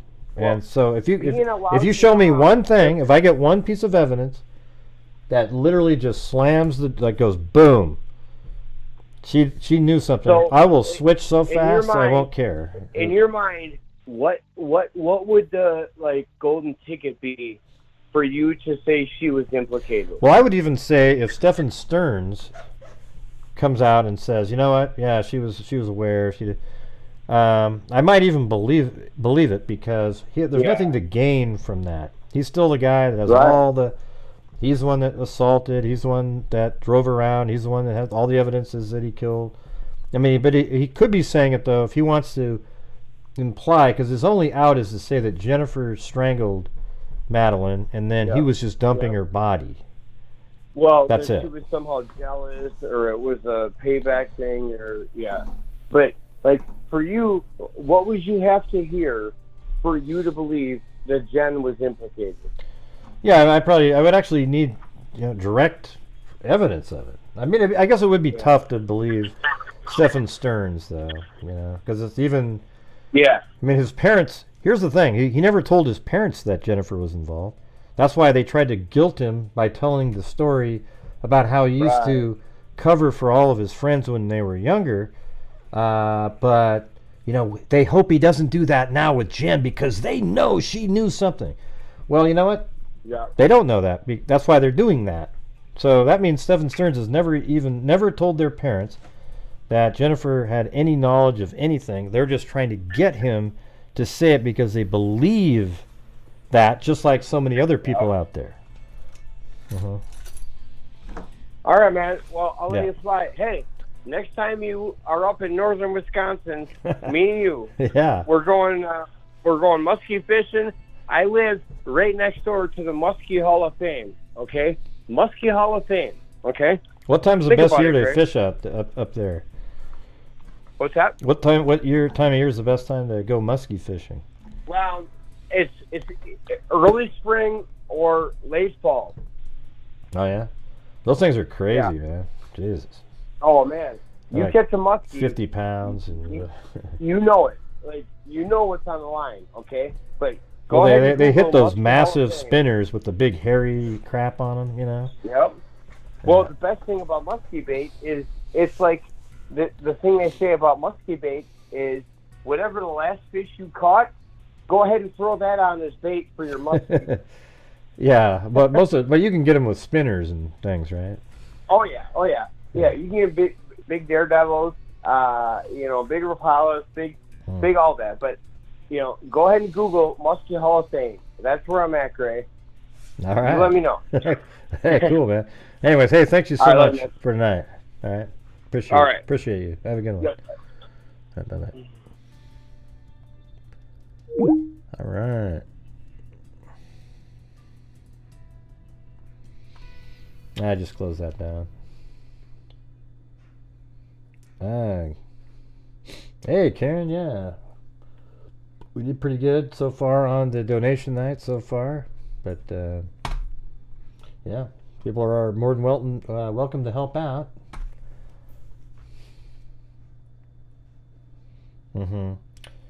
Yeah, I just don't think this is one of those cases where I just don't see enough information to jump on Jennifer Soto yet, but I don't care about her. So if somebody shows me something that literally proves it, I don't think there's a lot of circumstantial evidence that shows that she knew something.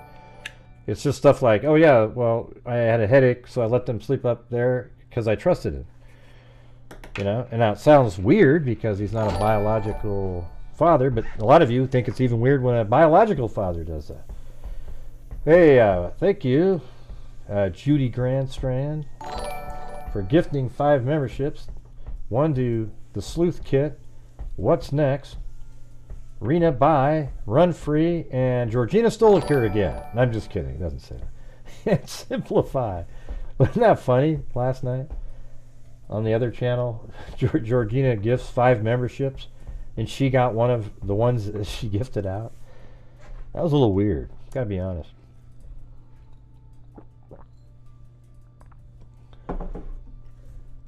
Oh, you're going to call in? Let me turn it back on. Call in, Muddy Paws. Let me turn it back on. Hold on. Only takes a second. All right, call in, Muddy Paws. There you go.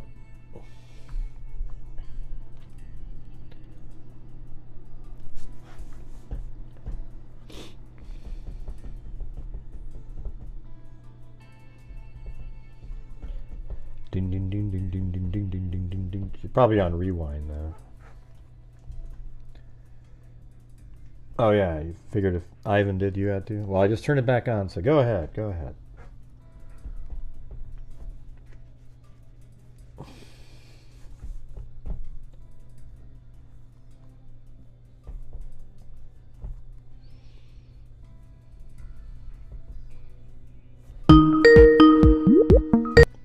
Hello.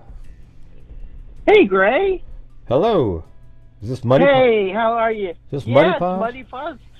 All right.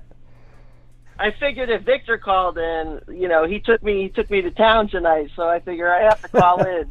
Well, you guys took each other to town, and, Right. and thankfully, because it would have been, I think, a pretty low, normal. Well, usually when you have donation nights, there's a few people that are kind of make it so it gets to a larger number. So I appreciate you guys. Yeah.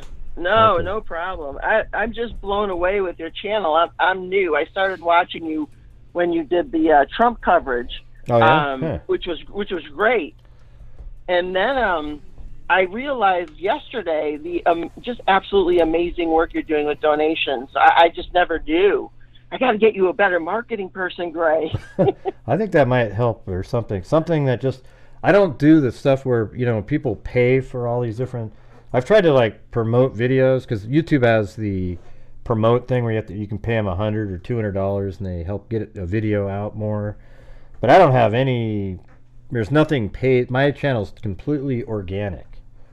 Like That's awesome. And all of my subs, though, the bulk of them come from videos, and that's where I've sort of screwed up over the years. Is I used to, you know, I would mainly just do live streams because every live stream, the freaks would support the channel. I mean, I would say the up until about, I don't know, 4 or 5 months ago, we averaged like $400 a night in super chats, and then, you know, there'd be some channel memberships and stuff. So, and then at the end of the month, I could donate $3,000 or $4,000, maybe $5,000, you know, depending if I got some good video ad revenue. But I didn't have to rely on videos before, so it was just, it was kind of cool. But now I have to spend a lot of time making videos. But what I've learned making the videos is that I get way more subs from videos. Like if I make a really good video that maybe gets 50,000 views, I'll get like 700 subs from that video. Wow. You know, but when I do a live stream, I get -2 sometimes. Yeah. You know, like it's weird. Yeah, you know? we got to promote this donation stuff. But we were chit chatting about the IGG work, and so, you know, I just wanted to say I started learning about that work, I would say 7 months ago. Like, I went into it knowing nothing about genealogy or genetics or nothing. So that just shows you anybody who's interested in this work could really do it. So I went from knowing nothing 6 months ago to solving our first case, you know, a month ago. And let me tell you, Gray, the night we solved that case, it was an experience like, the only way I can explain it is if you've ever been in a car accident and time like slows down, that's when we saw this person's name and we knew that this was the person we were looking for. That's what it felt like. It was probably better than any drug on the planet. It was just awesome. I mean, the thing is, when Misty's been on the show before, I'll say to her, I think I say to her, your job is probably the most rewarding job on the planet. To be able to take something just dead as a doornail, like a case or, just a piece of a body part, and to be able to pull a name out and identify somebody, giving their name back, and it's just got to be incredible. So what you just described, it's absolutely amazing. Yeah, what you just described is kind of how I picture it. Yeah. So anybody who's interested in it, just start doing some research. There's lots of stuff out there to just look at, and go for it. Because even though there's a lot of people in the field, there is going to be a lot of work. When you think about how many unidentified people are out there, how many suspects are out there, there's going to be plenty of work. I'll tell you where the biggest I'll tell you where the biggest chunk will come from, are the backlog of unidentified rape kits. Absolutely. I mean, there must be millions of those. I mean, it's just like, and I bet you there's serial offenders among them. But they should already know, because they put them in the CODIS, right? Like, don't they put a lot of... Well, I don't know. Sometimes I don't even know if they're doing the CODIS on some of those rape kits. Yet. They haven't even been looked at. The way they kind of have to do it, depending on the amount of DNA they have, but if they have a decent sample, what they have to do is submit it through CODIS first. And then if they don't get a hit, then they can go to the next step and do the but I think there's a lot of rape kits out there that haven't even been... That first step hasn't even been done. Like, it hasn't even gotten to CODIS. And I think they should do a ton of that. Like, every one of those should be put into CODIS, because you could probably start going, hey, this is priority because there's 9 of these. This guy's in there 9 times. He's a serial... offender, so they just caught the Rachel Marin situation that was done with IGG. It was done amazing. They were able to identify that person in 6 months. It was absolutely amazing. And the thing that was so tricky with that case is some nationalities are much harder to trace. Family trees and stuff. And in that case, it was extremely difficult, and it just blows my mind they solved this so quickly. Yeah, and they even got a hold of the right people, the right countries and everything. Yeah, I mean, we've talked about that many times. Like, as a matter of fact, like, African Americans don't have a very good representation in CODIS. I mean, not CODIS. I mean, in, like, GEDmatch or something, because, Right. So it's hard to do FGG on... to find, it's hard, but there's people that are really good at it. Like, Identifinders has somebody that's what they're an expert at, is that, because I guess there's certain techniques you use. That makes it difficult if you're Hispanic or something like that. It's really tough, Yeah, and people tend to specialize. So you could have IGG folks that specialize in Ashkenazi Jewish heritage, which is extremely difficult, or Puerto Rican heritage. So you have people that could specialize in these groups too, which helps because they can partner with different organizations. So there's something I brought up with Dr. Colleen Fitzpatrick, and I think this is something that they should immediately do. Is people are already putting their DNA into CODIS, and every person in prison currently has their DNA in CODIS. So I would think that there should be a grant given that every single one of those people, and even former individuals, if you can, prisoners, is to put their information onto GEDmatch. Like, I think that right when and it would be a huge diversity of population. You'd have there's at least 2 million people in prison, I would imagine. So you'd put all of those on a GEDmatch, and those are for law enforcement use only. So those ones are only part of their system, but they also have access to everybody else that's in there too when they're doing it. If you've opted in. But wouldn't that be amazing? Wouldn't that be incredible to get every? Yeah, I mean, you're already taking their DNA, right? I mean, you're already doing it. Right. They already gave up kind of rights to it, so the bigger they can make these databases, the better it is for a resolution. So that would be a great.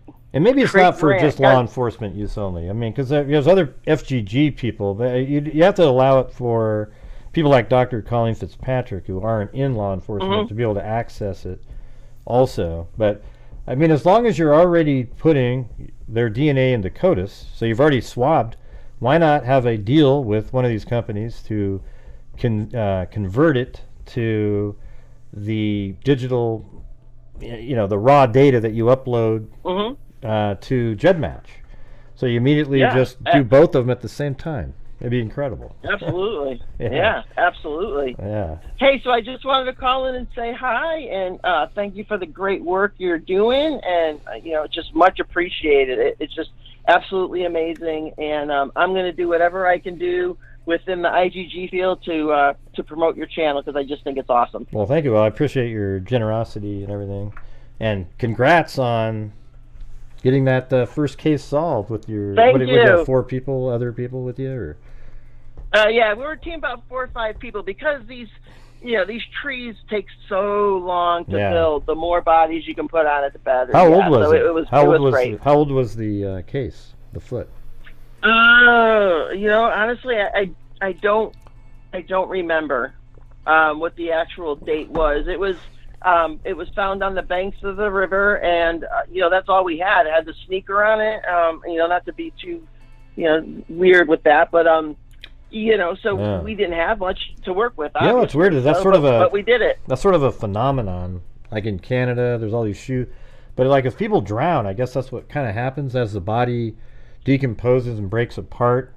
The foot will stay inside the shoe, and then the shoe might wash ashore. Yeah. So who knows what? And I don't know what's going. I don't know what's going on in Jersey, but there seems to be a lot of that going on. So that's crazy. Hey, like I said, plenty of work for everybody. So if anybody's interested, That's right.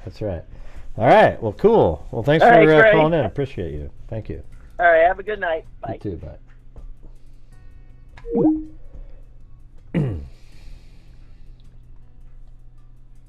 How long have I been on here?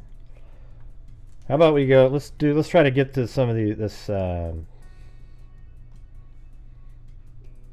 keep that open if somebody wants to. Okay, Gray, I gotta call in for next donation night. Yeah. Well, that'd be great. If you guys want to keep doing the same damn thing every month, every donation night.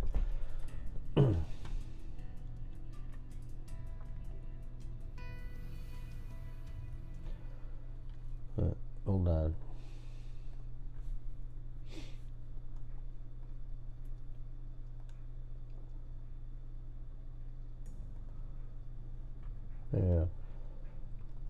Yeah, so there's this girl that's missing. I don't know if there's been an update. I don't know about it. But Arielle Valdes. And it says the Lee County Sheriff's Office is requesting the public's assistance in locating a missing endangered adult, Arielle Reese Catino Valdes. And she's 21 years old. I guess we got another call. Hello? Hello? Hey, Gray, it's Layla. Oh, Layla. Hey, what's going on? All right. What's going on? I wanted to just commend you for all the coverage that you did, the different angles and things on that assassination attempt. Oh, well, thanks. Because no one else out there was covering it from that vantage point, and what your coverage did is it showed with clarity just how many failures all the way across the board there were.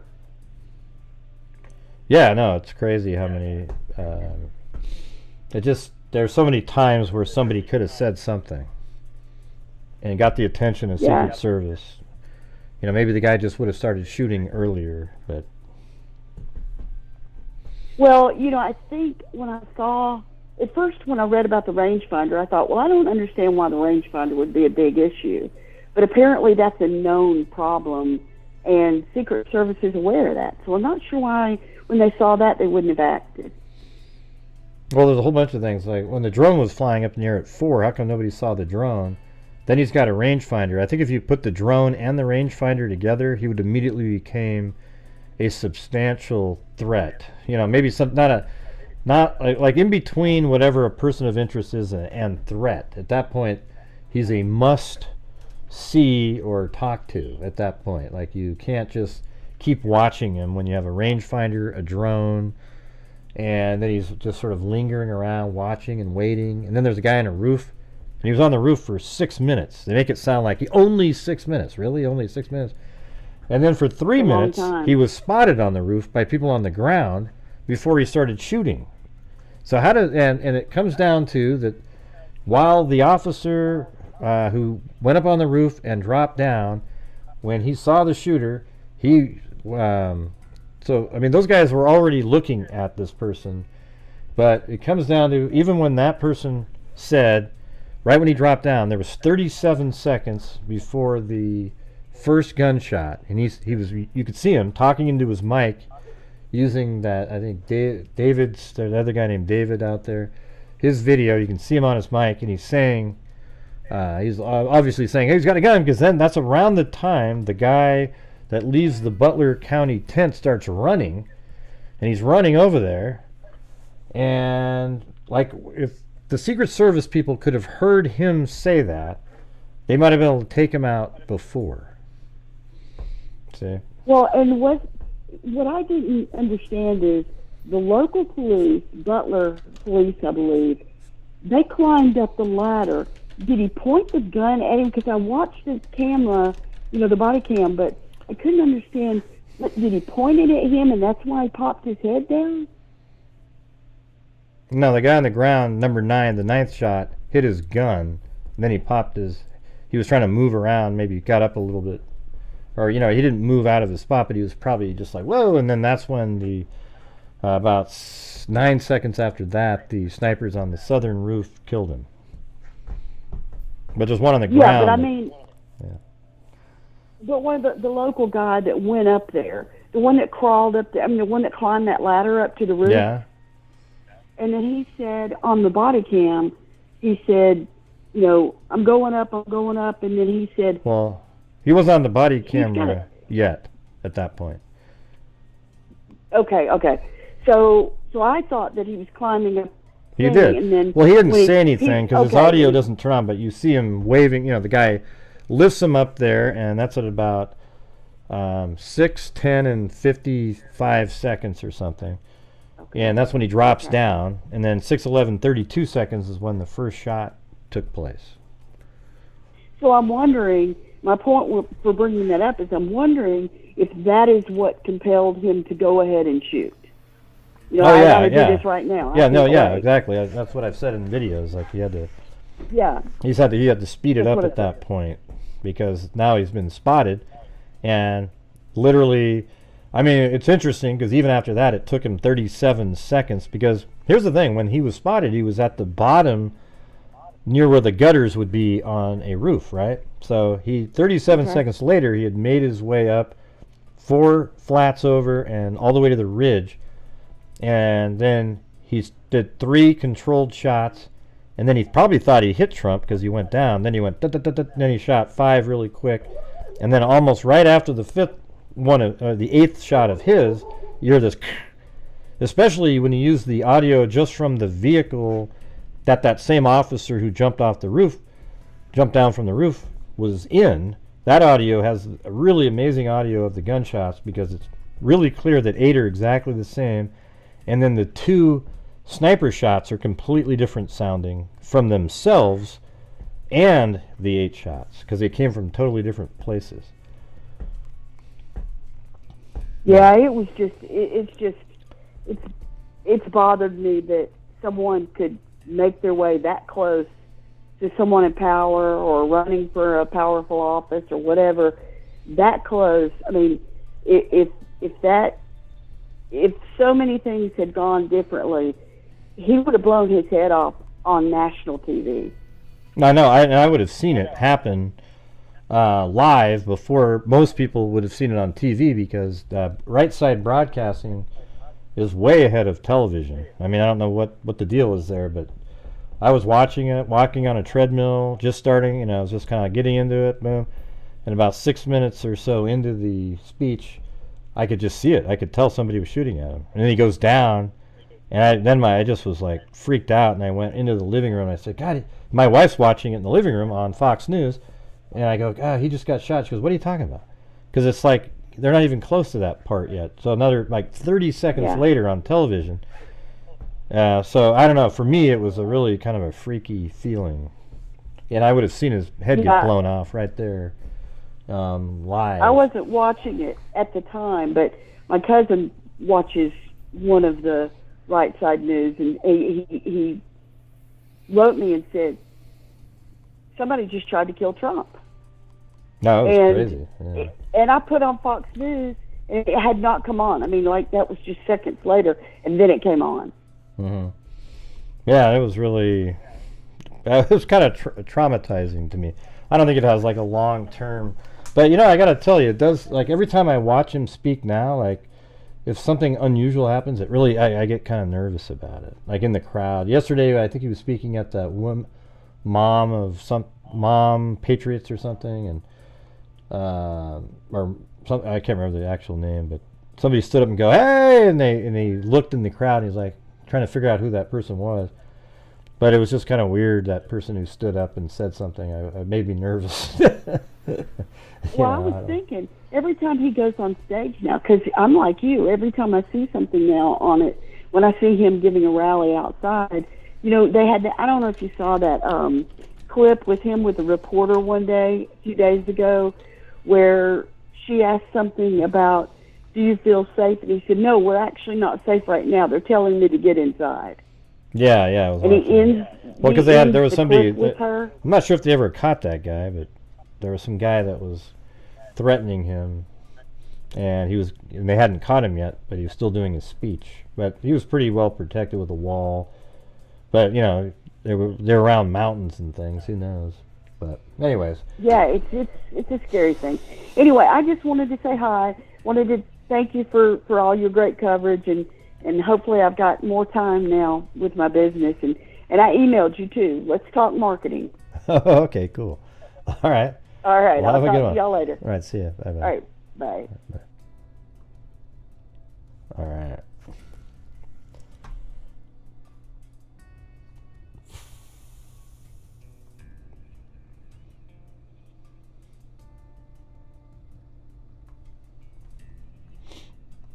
I'm going to go do this one really quick.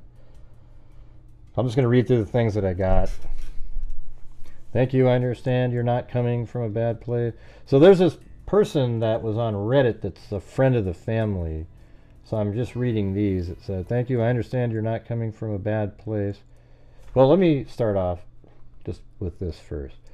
It says the Lee County Sheriff's Office is requesting the public's assistance in locating a missing 21-year-old endangered female. Arielle Reese Coutinho Valdez left her home at the 90th block of Mariana Avenue. And I think I looked her up, and I think that's her. Yeah, so that is her house. It's 92. So she lived right in, or lives, we don't know if anything's happened to her at this point, but like this is her 96. She lived in this one. This is from August 2023, so a year ago. I don't know if she was living there then. She's only 21 years old, but she's a runner.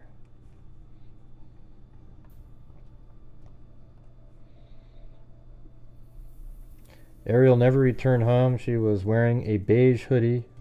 Well, it says, let's see, let me go up here. She left her home at that address at around 6:30 p.m. to go for a run. Arielle never returned home. She was wearing a beige hoodie, gym shorts, and no shoes, they say here, but eventually later they said she was wearing black, like Converse high tops, but who the hell goes running in those? The image on the far right is from a traffic camera and shows her getting ready to jog over the Edison Bridge from North Fort Myers into Fort Myers. This was around 6:50 p.m. So it's this image right there. I think I recorded this earlier. We could play it.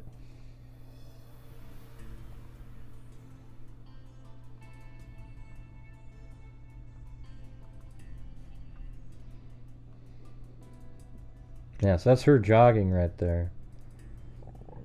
So it looks like she has shoes on in that picture. I mean, it kind of looks like she's jogging. Doesn't look like she's running from somebody. She's just jogging.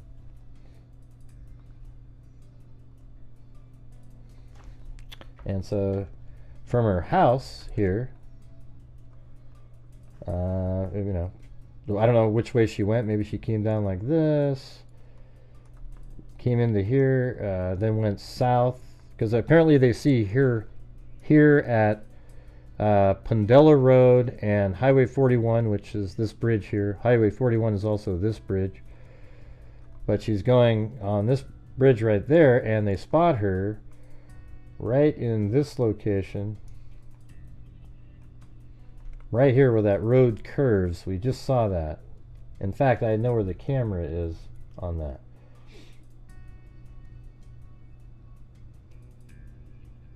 So if we go back to that video that we were just looking at,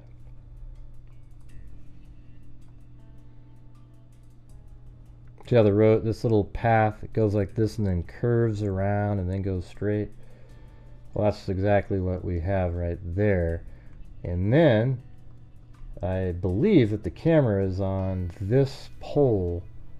So if you go down to Street View here and look up in the air, and there it is, that camera is filming her when she's running and going around that curve right there. So it makes me a little bit nervous that she's running this way. And do they have her coming off the other end of the bridge? And if not, apparently there's some other sort of messages out there that make it sound like she had some kind of a mental issue, maybe. I don't know. Let's see though.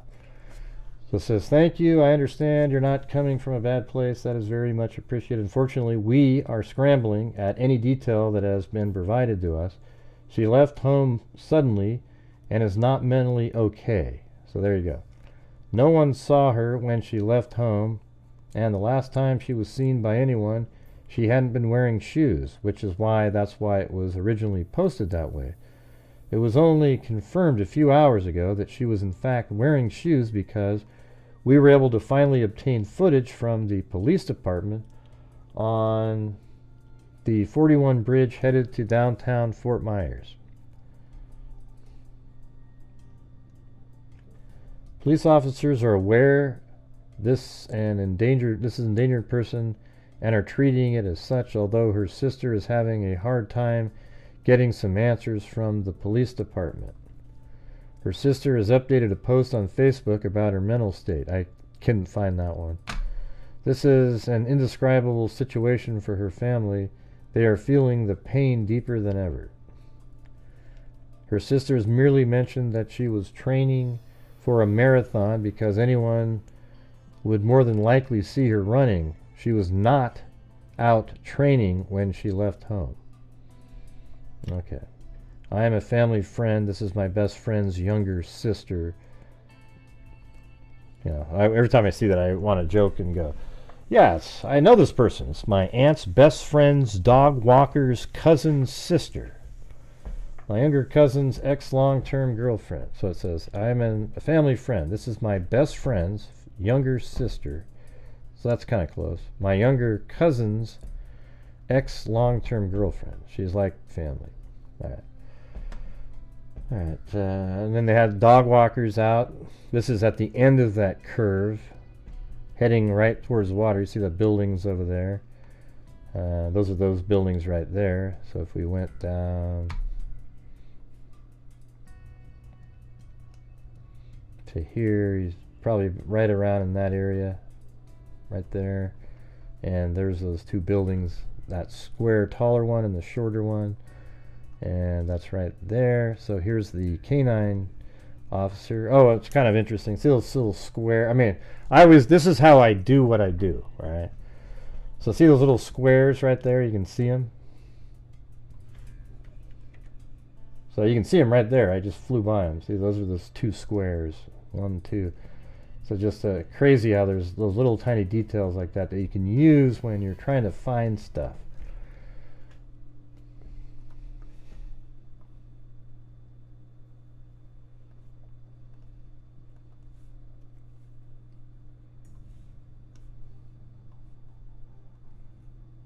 We also have breaking news about a North Fort Myers woman who vanished during a jog on Wednesday night. The sheriff's office just released this short video clip from a traffic camera. They say, the right-hand side of your screen there, that is 21-year-old Arielle Valdes getting ready to jog over the Edison Bridge from North Fort Myers to Fort Myers. This was around 6:50 on Wednesday evening, so more than 48 hours ago. We spoke with Valdez's sister and mother this morning. She's never done anything like this, ever. This is so out of character for her. She's such a good girl, and she's training for a marathon. She's been running long distance, and she's been very skinny and not eating as much, so I'm hoping maybe she fainted somewhere and is gonna wake up and come home.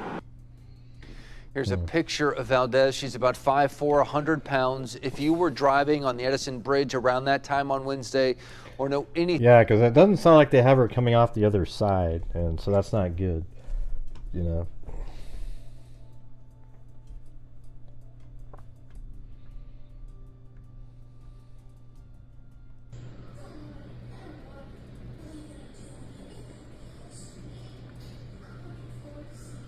And by the way, why don't they just keep playing it until you can't see her anymore? You know, I don't understand that.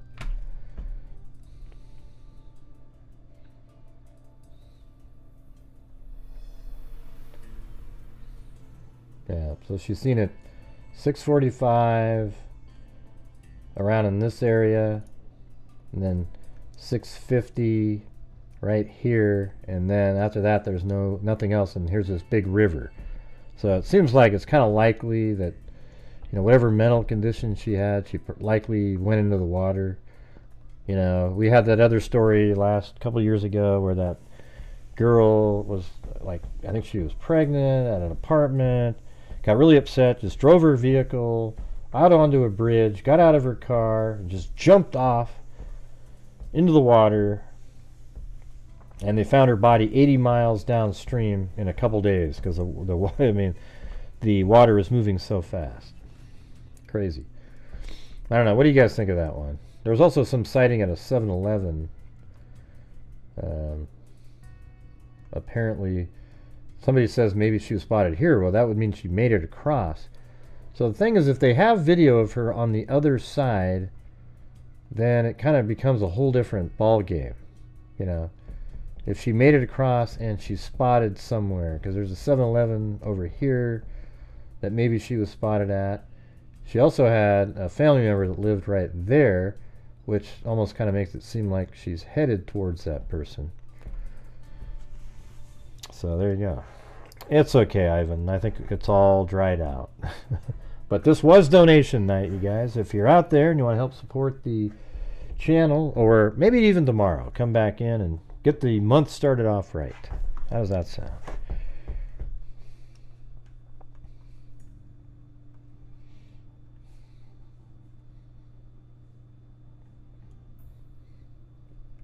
What the hell is a gigawatt?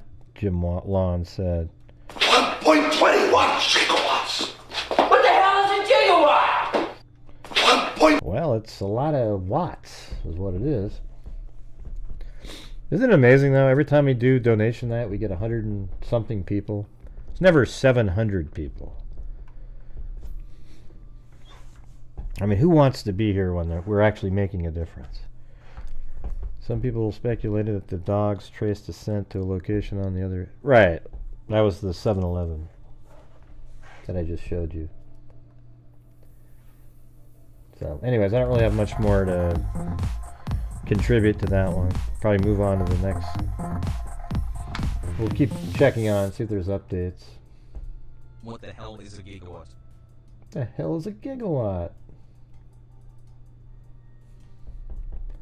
Thank you, Bridget Bauman. Hi, Gray and Freak. Sorry I've been missing. Been really crook. What's crook mean? That must be an Australian term that nobody knows other than you guys. Right? I've been really crook. Come on, what does it mean?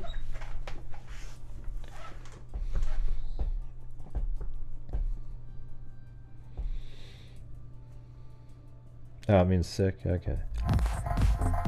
Yeah, I've been crook myself. I feel better today, but we'll see what's going on tomorrow. I'll probably test again tomorrow to see what's happening. Hi, Gray and Freaks. Sorry, I've Hey, been thanks, missing really LaDonna, for PayPal.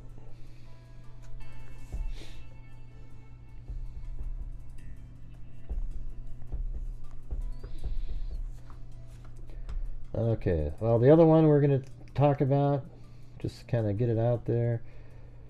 I was sent it like 3 days ago, but I didn't get to it. And that's when they were only missing.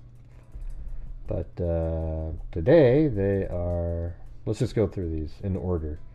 So here is how it all kind of played out. This is on the 28th, all right? Authorities are searching for an Inland Empire couple and their dog who have been missing since Saturday.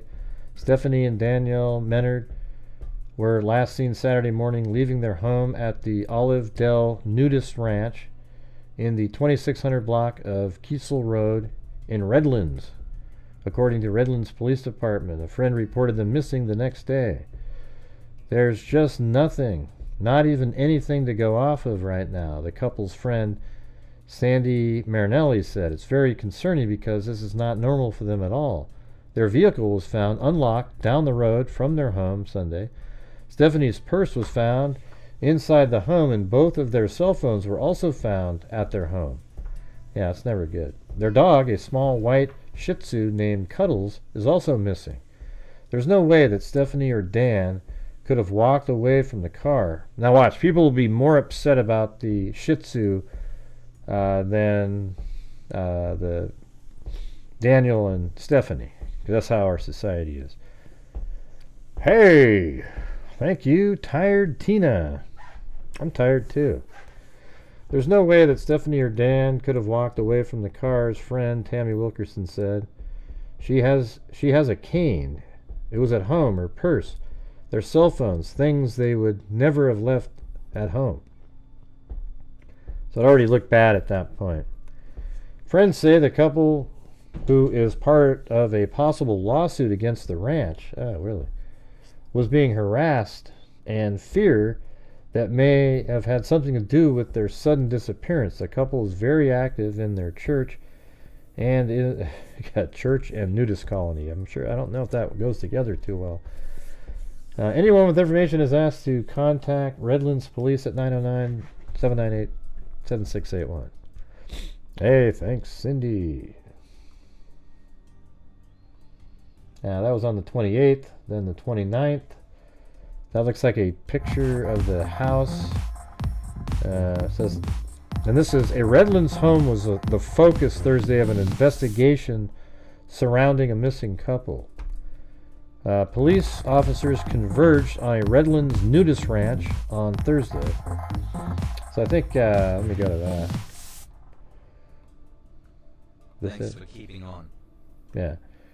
So here's where the nudist ranch is. It's just a bunch of these little... It's kind of in a cool place here. I mean, I'm sure these people over here have telescopes, you know. But it's right up in here, and this is like the 2600 block is down here. Let me do 2600. It's not right there. It's right to the right a little bit.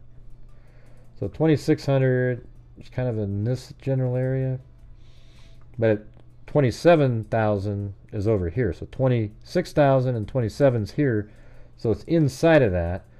And I thought this house here really looked like the one in the picture. You know, like if you take a look at this,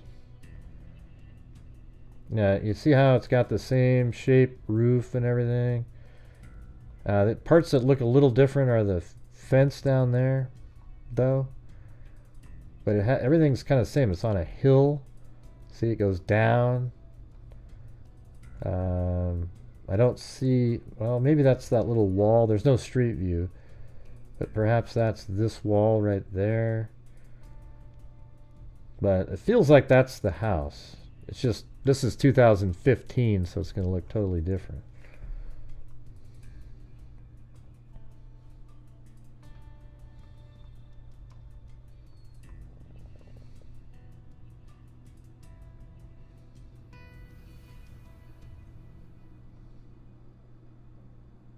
Let's do a flyby in here. This is a pretty cool area.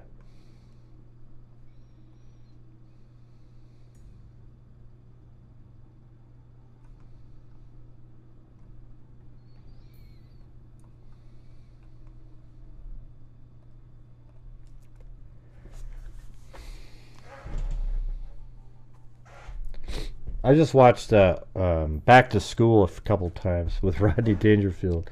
That's pretty good. I like that one.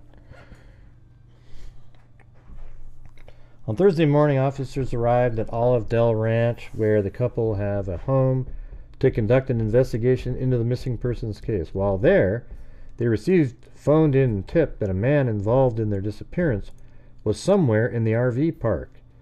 Police officers locked down the park and obtained a search warrant for the suspect's home, which sits next door to the Menard's property. They entered using a battering ram, then used a remote-controlled machines, including a drone and assault vehicles, to search the place, Baker said at a Thursday news conference. Police officers locked down the park and obtained a search warrant for the suspect's home, which sits next door to the Maynard's property. We already read that part. Let's see. Aerial footage from KTLO showed a police vehicle. Let me see if that shows up. Let's watch this. Is that it?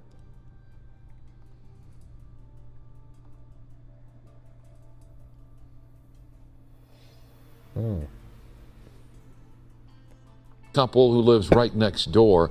Tonight there is still no sign of Stephanie and Daniel Menard, both in their 70s with significant health concerns, and no word on that person of interest. KTLA's Rick Chambers is live in Redlands with the latest on the search for the couple who was last seen on Saturday. Rick. Yeah, Cher, this nudist resort that we're talking about is behind me and deep into this remote canyon here along the Redlands-Colton border. Now, investigators told us earlier tonight that they have reason to believe that it's a neighbor who is responsible for the disappearance of this elderly couple, and all three of them are still missing. Battering ram right into position. Police forced their way into a mobile home here at the Olive Dell Ranch, looking for a man of interest in the disappearance of a Colton couple, Dan and Stephanie Menard. We've made several attempts to contact the subject with no response. We breached the suspect's home, which is next door to the missing couple's home, and using remote cameras conducted a search of that home. But still no sign of the Menards or the suspect. Now, the Menards haven't been seen since Saturday morning, and they failed to meet up with neighbors Sunday for church. They very much follow routine, and this isn't... Yeah. That's their house. That looks like that right there, isn't it? Those stairs. Isn't that that? I mean, I just got lucky as hell, but I think that's what this is. Yeah, there's even a window. Their routine. The couple's car was found nearby. They very much follow routine. So it looks like there's a window behind him there, and I think that's what that might be, like right there.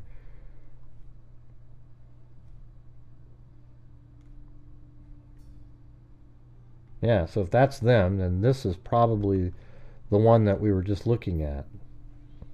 Now that kind of proves that that's what that was. Routine, and this isn't their routine. The couple's car was found nearby with the keys in it, and Stephanie's purse and wallet and phone is still there. That's not their house, I don't think. Oh, that's the one. Yeah, no, that is the one. Okay, so let's just make sure everything works. Is there a hill right behind their house that looks just like that? Yeah, see, this is crazy how you, even on Google Earth with their mapping, you can kind of a lot of times find. So if you're clear down at the ground, like right here, and turn up.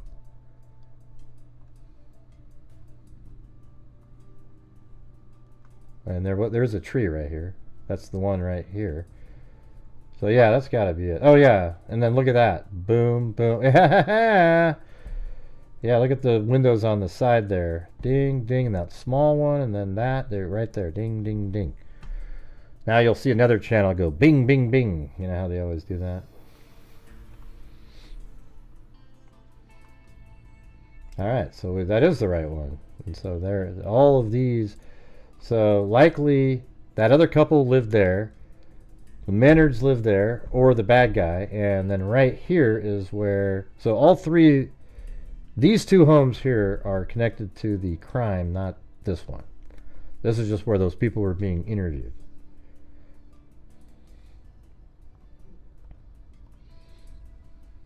There inside their home, but no sign of the Menards or their little dog, Cuddles. But then today, police got a tip. We received a phone call. I'm not going to go into details, but they did indicate that an individual who was involved in the disappearance of the Menards was on the property. Well, how do you know? But again, no sign of that person or a motive for the couple's disappearance. Jim Hind lives on this 100-acre property and knows who police are looking for. I don't really know him a whole lot, but you know, he's just very soft-spoken and probably be the last person that you would think would do something like this. And at this late hour, police have locked down the Nudist resort and the search goes on for the suspect. We believe that he's still on the property. There are quite a few residences, and so we are expanding our search to include the entire park. Yeah, police came out late tonight and told us that there is nothing new to report. Search to include the entire park. Alright. Then on the 30th, missing couple from nudist community in California presumed dead. I'll just skip that. Go to this one. Human remains found under nudist resort residence of suspect. Oh man. So this guy killed him and hid him underneath his own home. Human remains were found Friday under the house of a 62-year-old man who was arrested a day earlier at a San Bernardino County nudist resort on suspicion of murder in connection with the disappearance of his neighbors over the weekend. The remains, which have not been identified, were found by a fire department confined space search and rescue team in bags in, let's see, hold on. The remains, which have been identified, were found by fire department confined space search and rescue team in bags. So they were found inside of bags in a concrete bunker under the house of Michael Royce Sparks. Wow, let's go look him up. Yeah. You guys interested in this at all? Like, let's try to focus in on this. Gray, you can't tell us what to be interested in or not, you bastard. Well, then don't watch the freaking show. Go do something else. Let's see.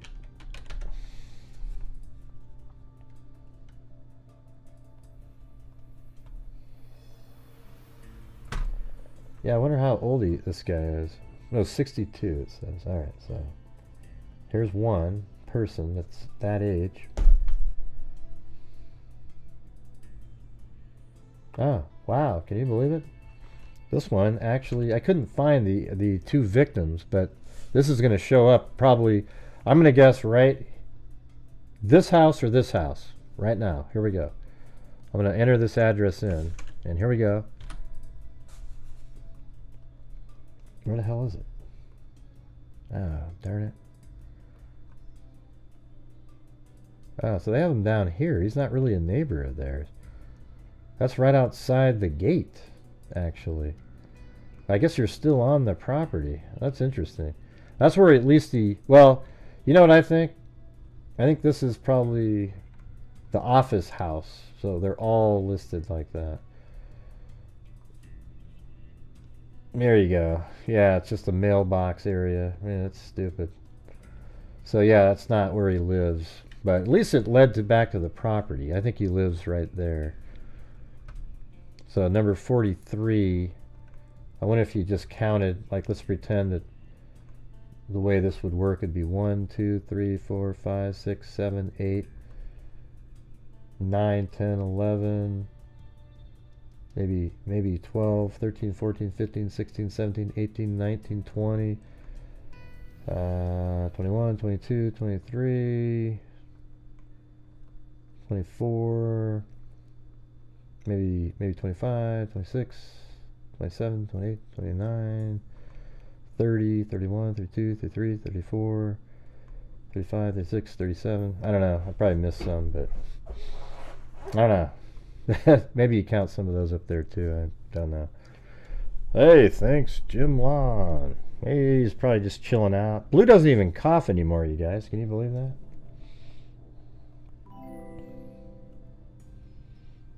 What's my boy Blue up to? He's grumpier than he used to be, but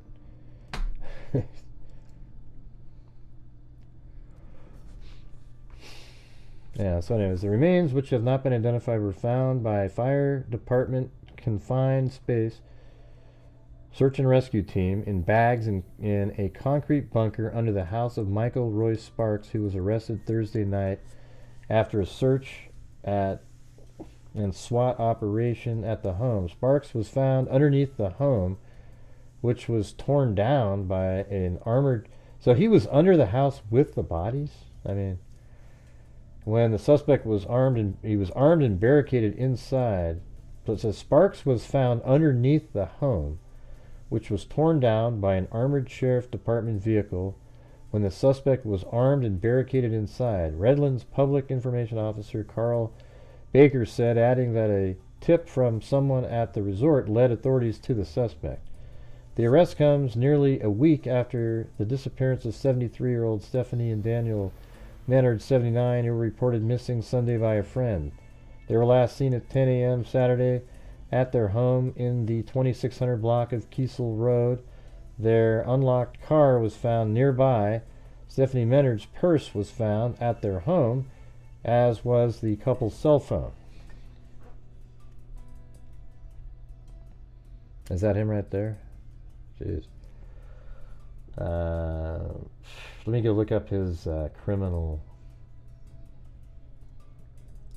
Okay, he's got a bunch of shit in here.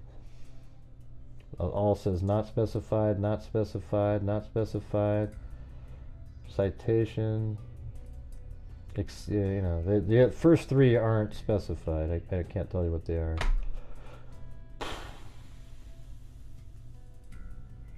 They didn't say the year or anything. He's got some vehicle stuff like everybody else. There was significant damage to the suspect's residence when we broke in to search it. Details about a motive were not immediately available. Residents said they believe Sparks lived alone. Maybe he's a serial killer. A woman who said she called 911 Sunday to report the missing couple said she was concerned after they didn't show up. Maybe there was like they just didn't get along or something. Regular Friday potluck and, concerned after they didn't show up for a regular Friday potluck and karaoke night, all nude of course, at a neighbor's house. On Sunday, Irene Engcraft said she was on her way to church when they noticed the abandoned car. They checked the house and went to church, but there were no signs of the Menards at either location. She then entered the Menards' house, and after finding the purse and cell phones, called 911. She said there were no signs of disturbance.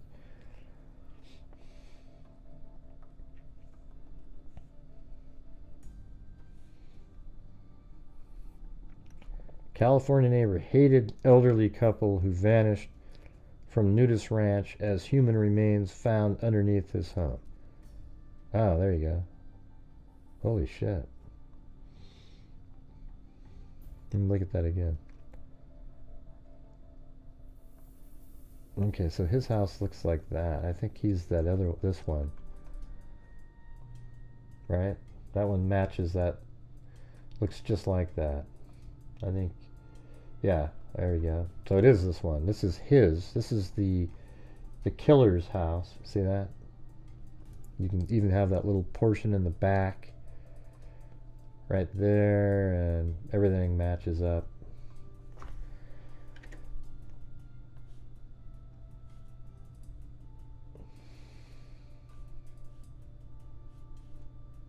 I don't know, maybe not. Looks like a garage door. Hold on, let me check it out. Maybe somewhere else. That's a garage door there, but the shape of the house is perfect. I wonder if it was updated later. Or maybe it did have, maybe that's just already been busted in. You know, maybe that isn't a garage door, and that's just a window. Like that window is there. Yeah, because look at that little vent is up there, and this is just the house being just ripped apart. That's what's going on there.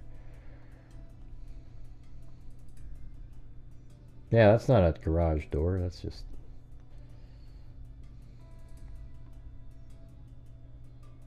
Yeah, look at that. They just ripped. Yeah, they just showed that. Look at that. Watch. I mean, that's just the house being ripped open. So that is the same house. See that? That's just wall. Now look, but look what the hell's in there. I mean, that's like a pack, you know, a pack rat or whatever the hell you call them. Hoarder.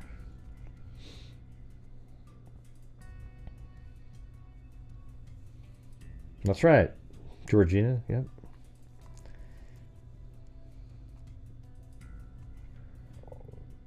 Oh, there goes my stomach.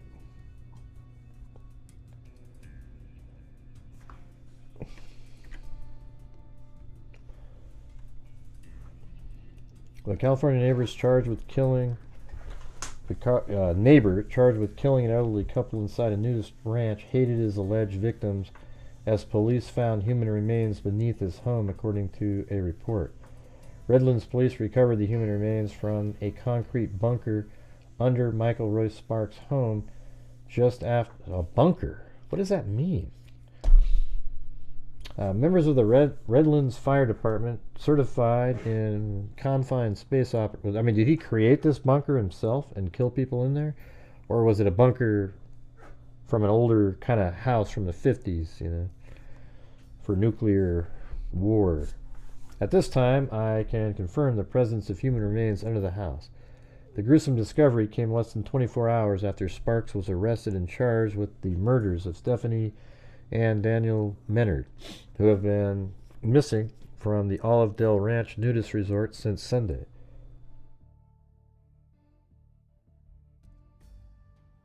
Ah, there we go.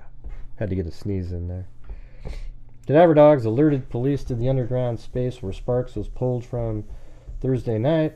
Police were executing a search warrant on Sparks' residence on Thursday when the suspect did not cooperate, leading to police using an armored police vehicle with a hydraulic battering ram that tore through the home. Sparks, 62, was discovered underneath the home and surrendered voluntarily.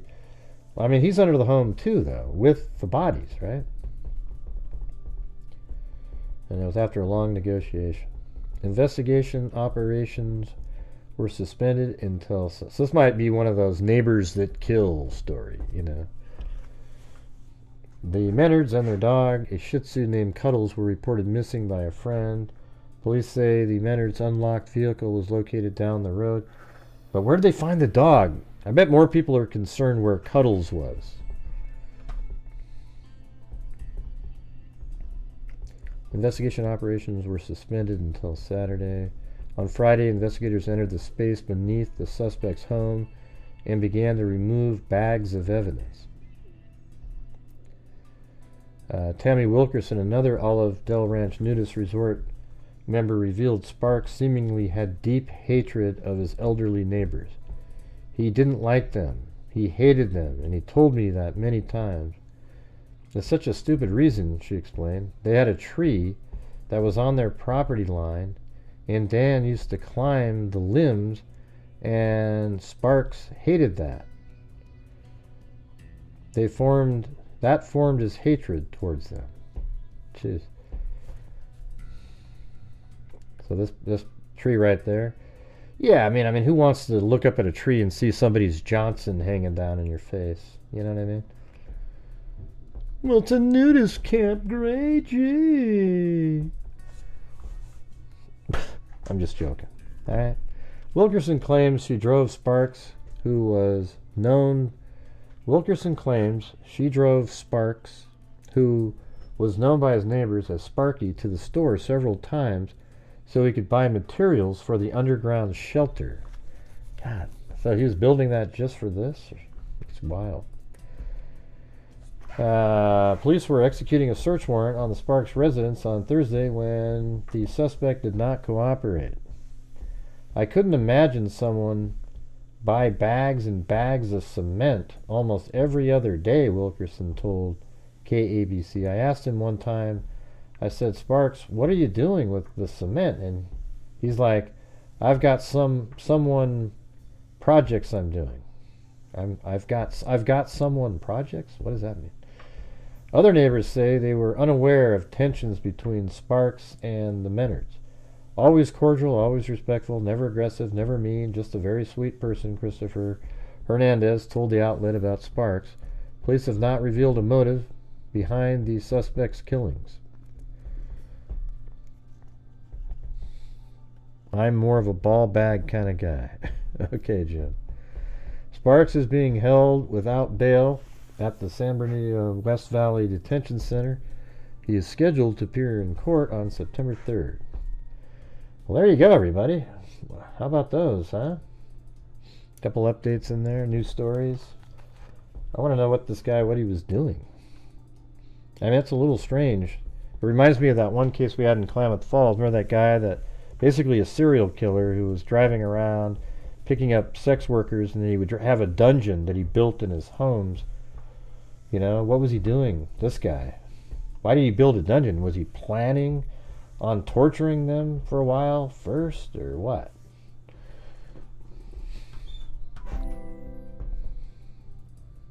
I'm more of a ball bag kind of guy.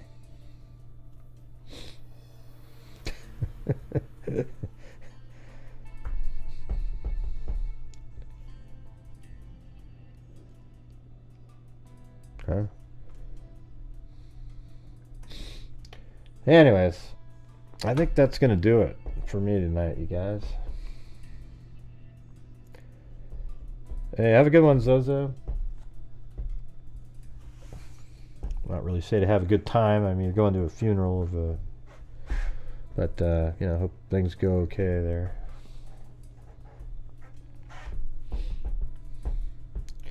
But hey, I want to thank everybody who contributed tonight to help get to the goal.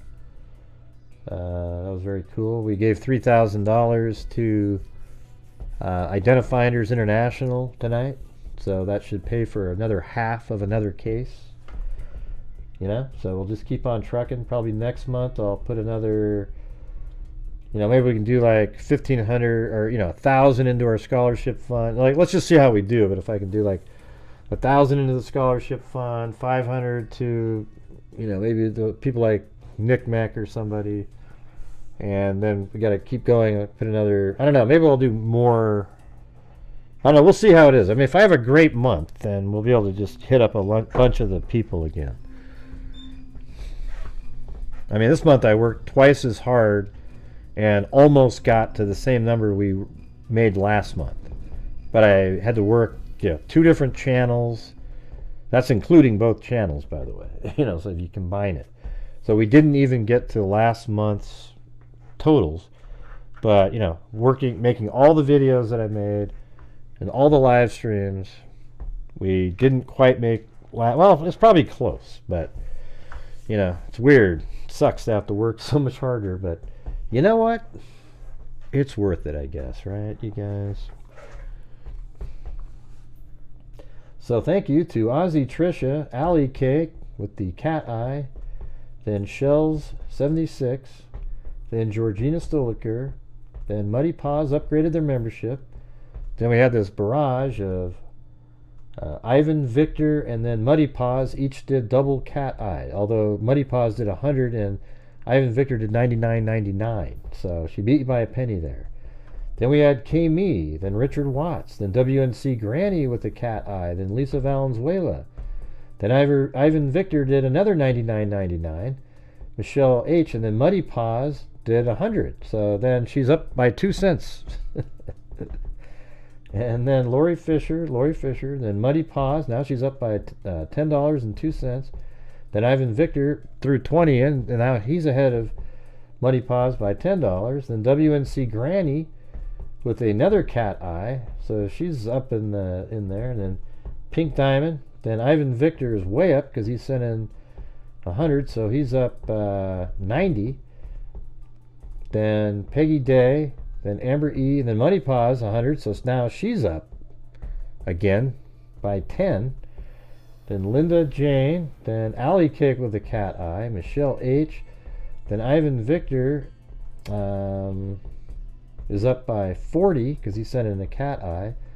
Then Layla My Layla, then Muddy Paws, then Brown Eyed Girl with a cat eye, Georgina Stoliker, Mark gifted a membership, American Lady, Linda, Cosma, Juniper Terra and Astrology, Cheryl Bullock, let's see, Sarah Elizabeth, Kathy Friedmaker, Rosie Girl, Judy Grandstrand, Ivan Victor is up 50, American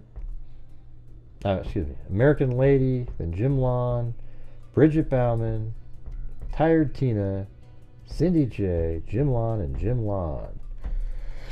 Well, there you go. So thank you guys. I appreciate it. Also, there was some activity. We had PayPal. We had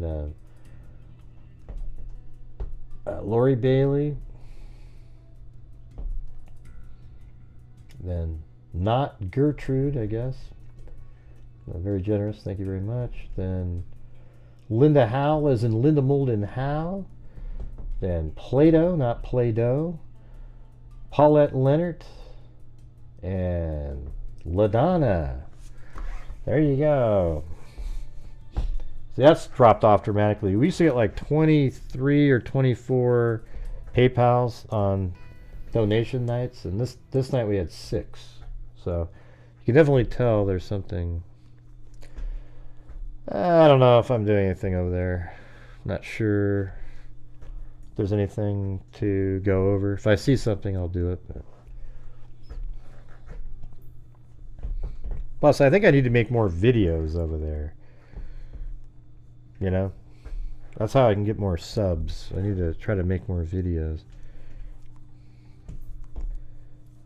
So, anyways, thank you guys very much for allowing me to be able to, bring in an income and be able to give away a big portion of the income to various, So if you think about when I give away, even when I give away $3,000, that means I have to bring in about 4,500 in super chats to be able to do that, right? So there you go. All right. Anyways, thanks everybody. We'll see you guys tomorrow. So maybe we can get the month started off good tomorrow, though. All right. So for those people who weren't able to help, or even if you did, if you can get the month started off great, that'd be great. That it always sort of sets the tone. But I want to thank everybody. We did it again. We are now at, for the year, we are at 32,815, 212,315 since January of 2020. Pretty awesome. Pretty awesome. All right. Oh, wait, I got to do the flyby. That's right. Got to do the flyby. I knew I was missing something.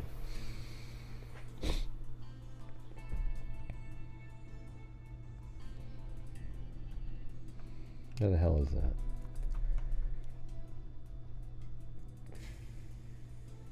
The needles. I haven't done the needles in a long time. Yeah, these are crazy. Look at these weird looking.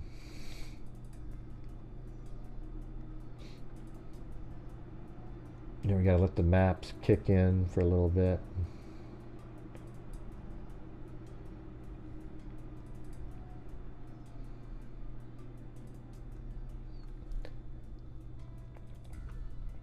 Anyways, thank you guys very much. And until next time, be safe out there. We'll do this after that. Yeah, I've been doing Gray, is that the trigger bunny? For a while now. And during this whole time, I have not seen one person that is a Crime dissector, like projector. That's it, great, thanks, man. Lie detector, gonna get ya on a stretcher if you try and play me like an old projector. Crime sector is my nectar. Professor Gregor's gonna give another lecture. Crime collector, freak connector, and I'm always gonna be a pup protector. Fool deflector, interceptor, and I'm meaner than a spectre with a vector on his pector. With all respect, y'all, just remember I've a temple fucking check ya. I have no agenda, I'm no pretender, and I'll serve it to you straight without a blender. And in the end, I'm gonna send ya on a mission to reveal the true offender.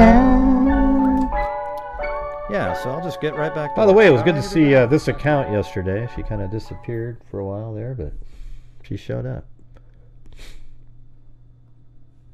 Alright, here we go.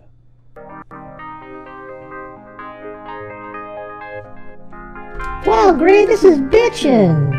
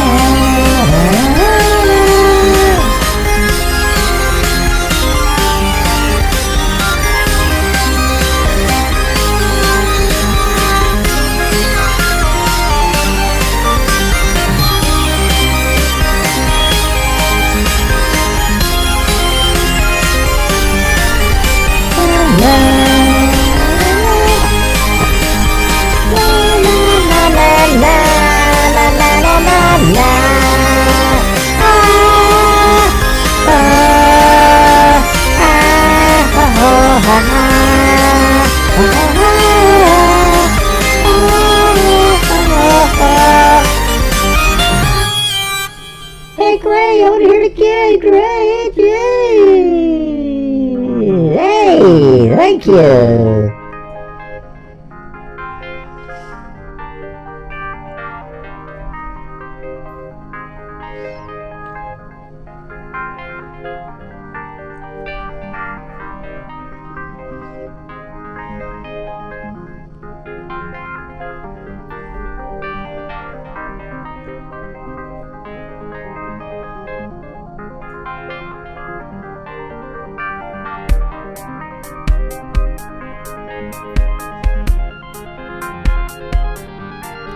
Thanks, Georgina Stoker and KMG.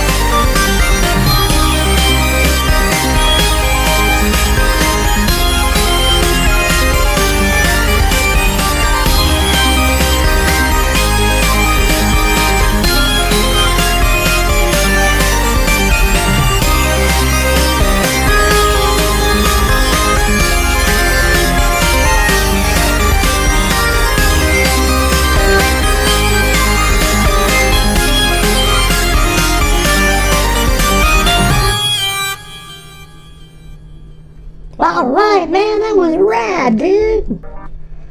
Oh, man, that was awesome. Oh, Jesus. Wow. All right, everybody. Well, anyways, thank you all very much for being here tonight.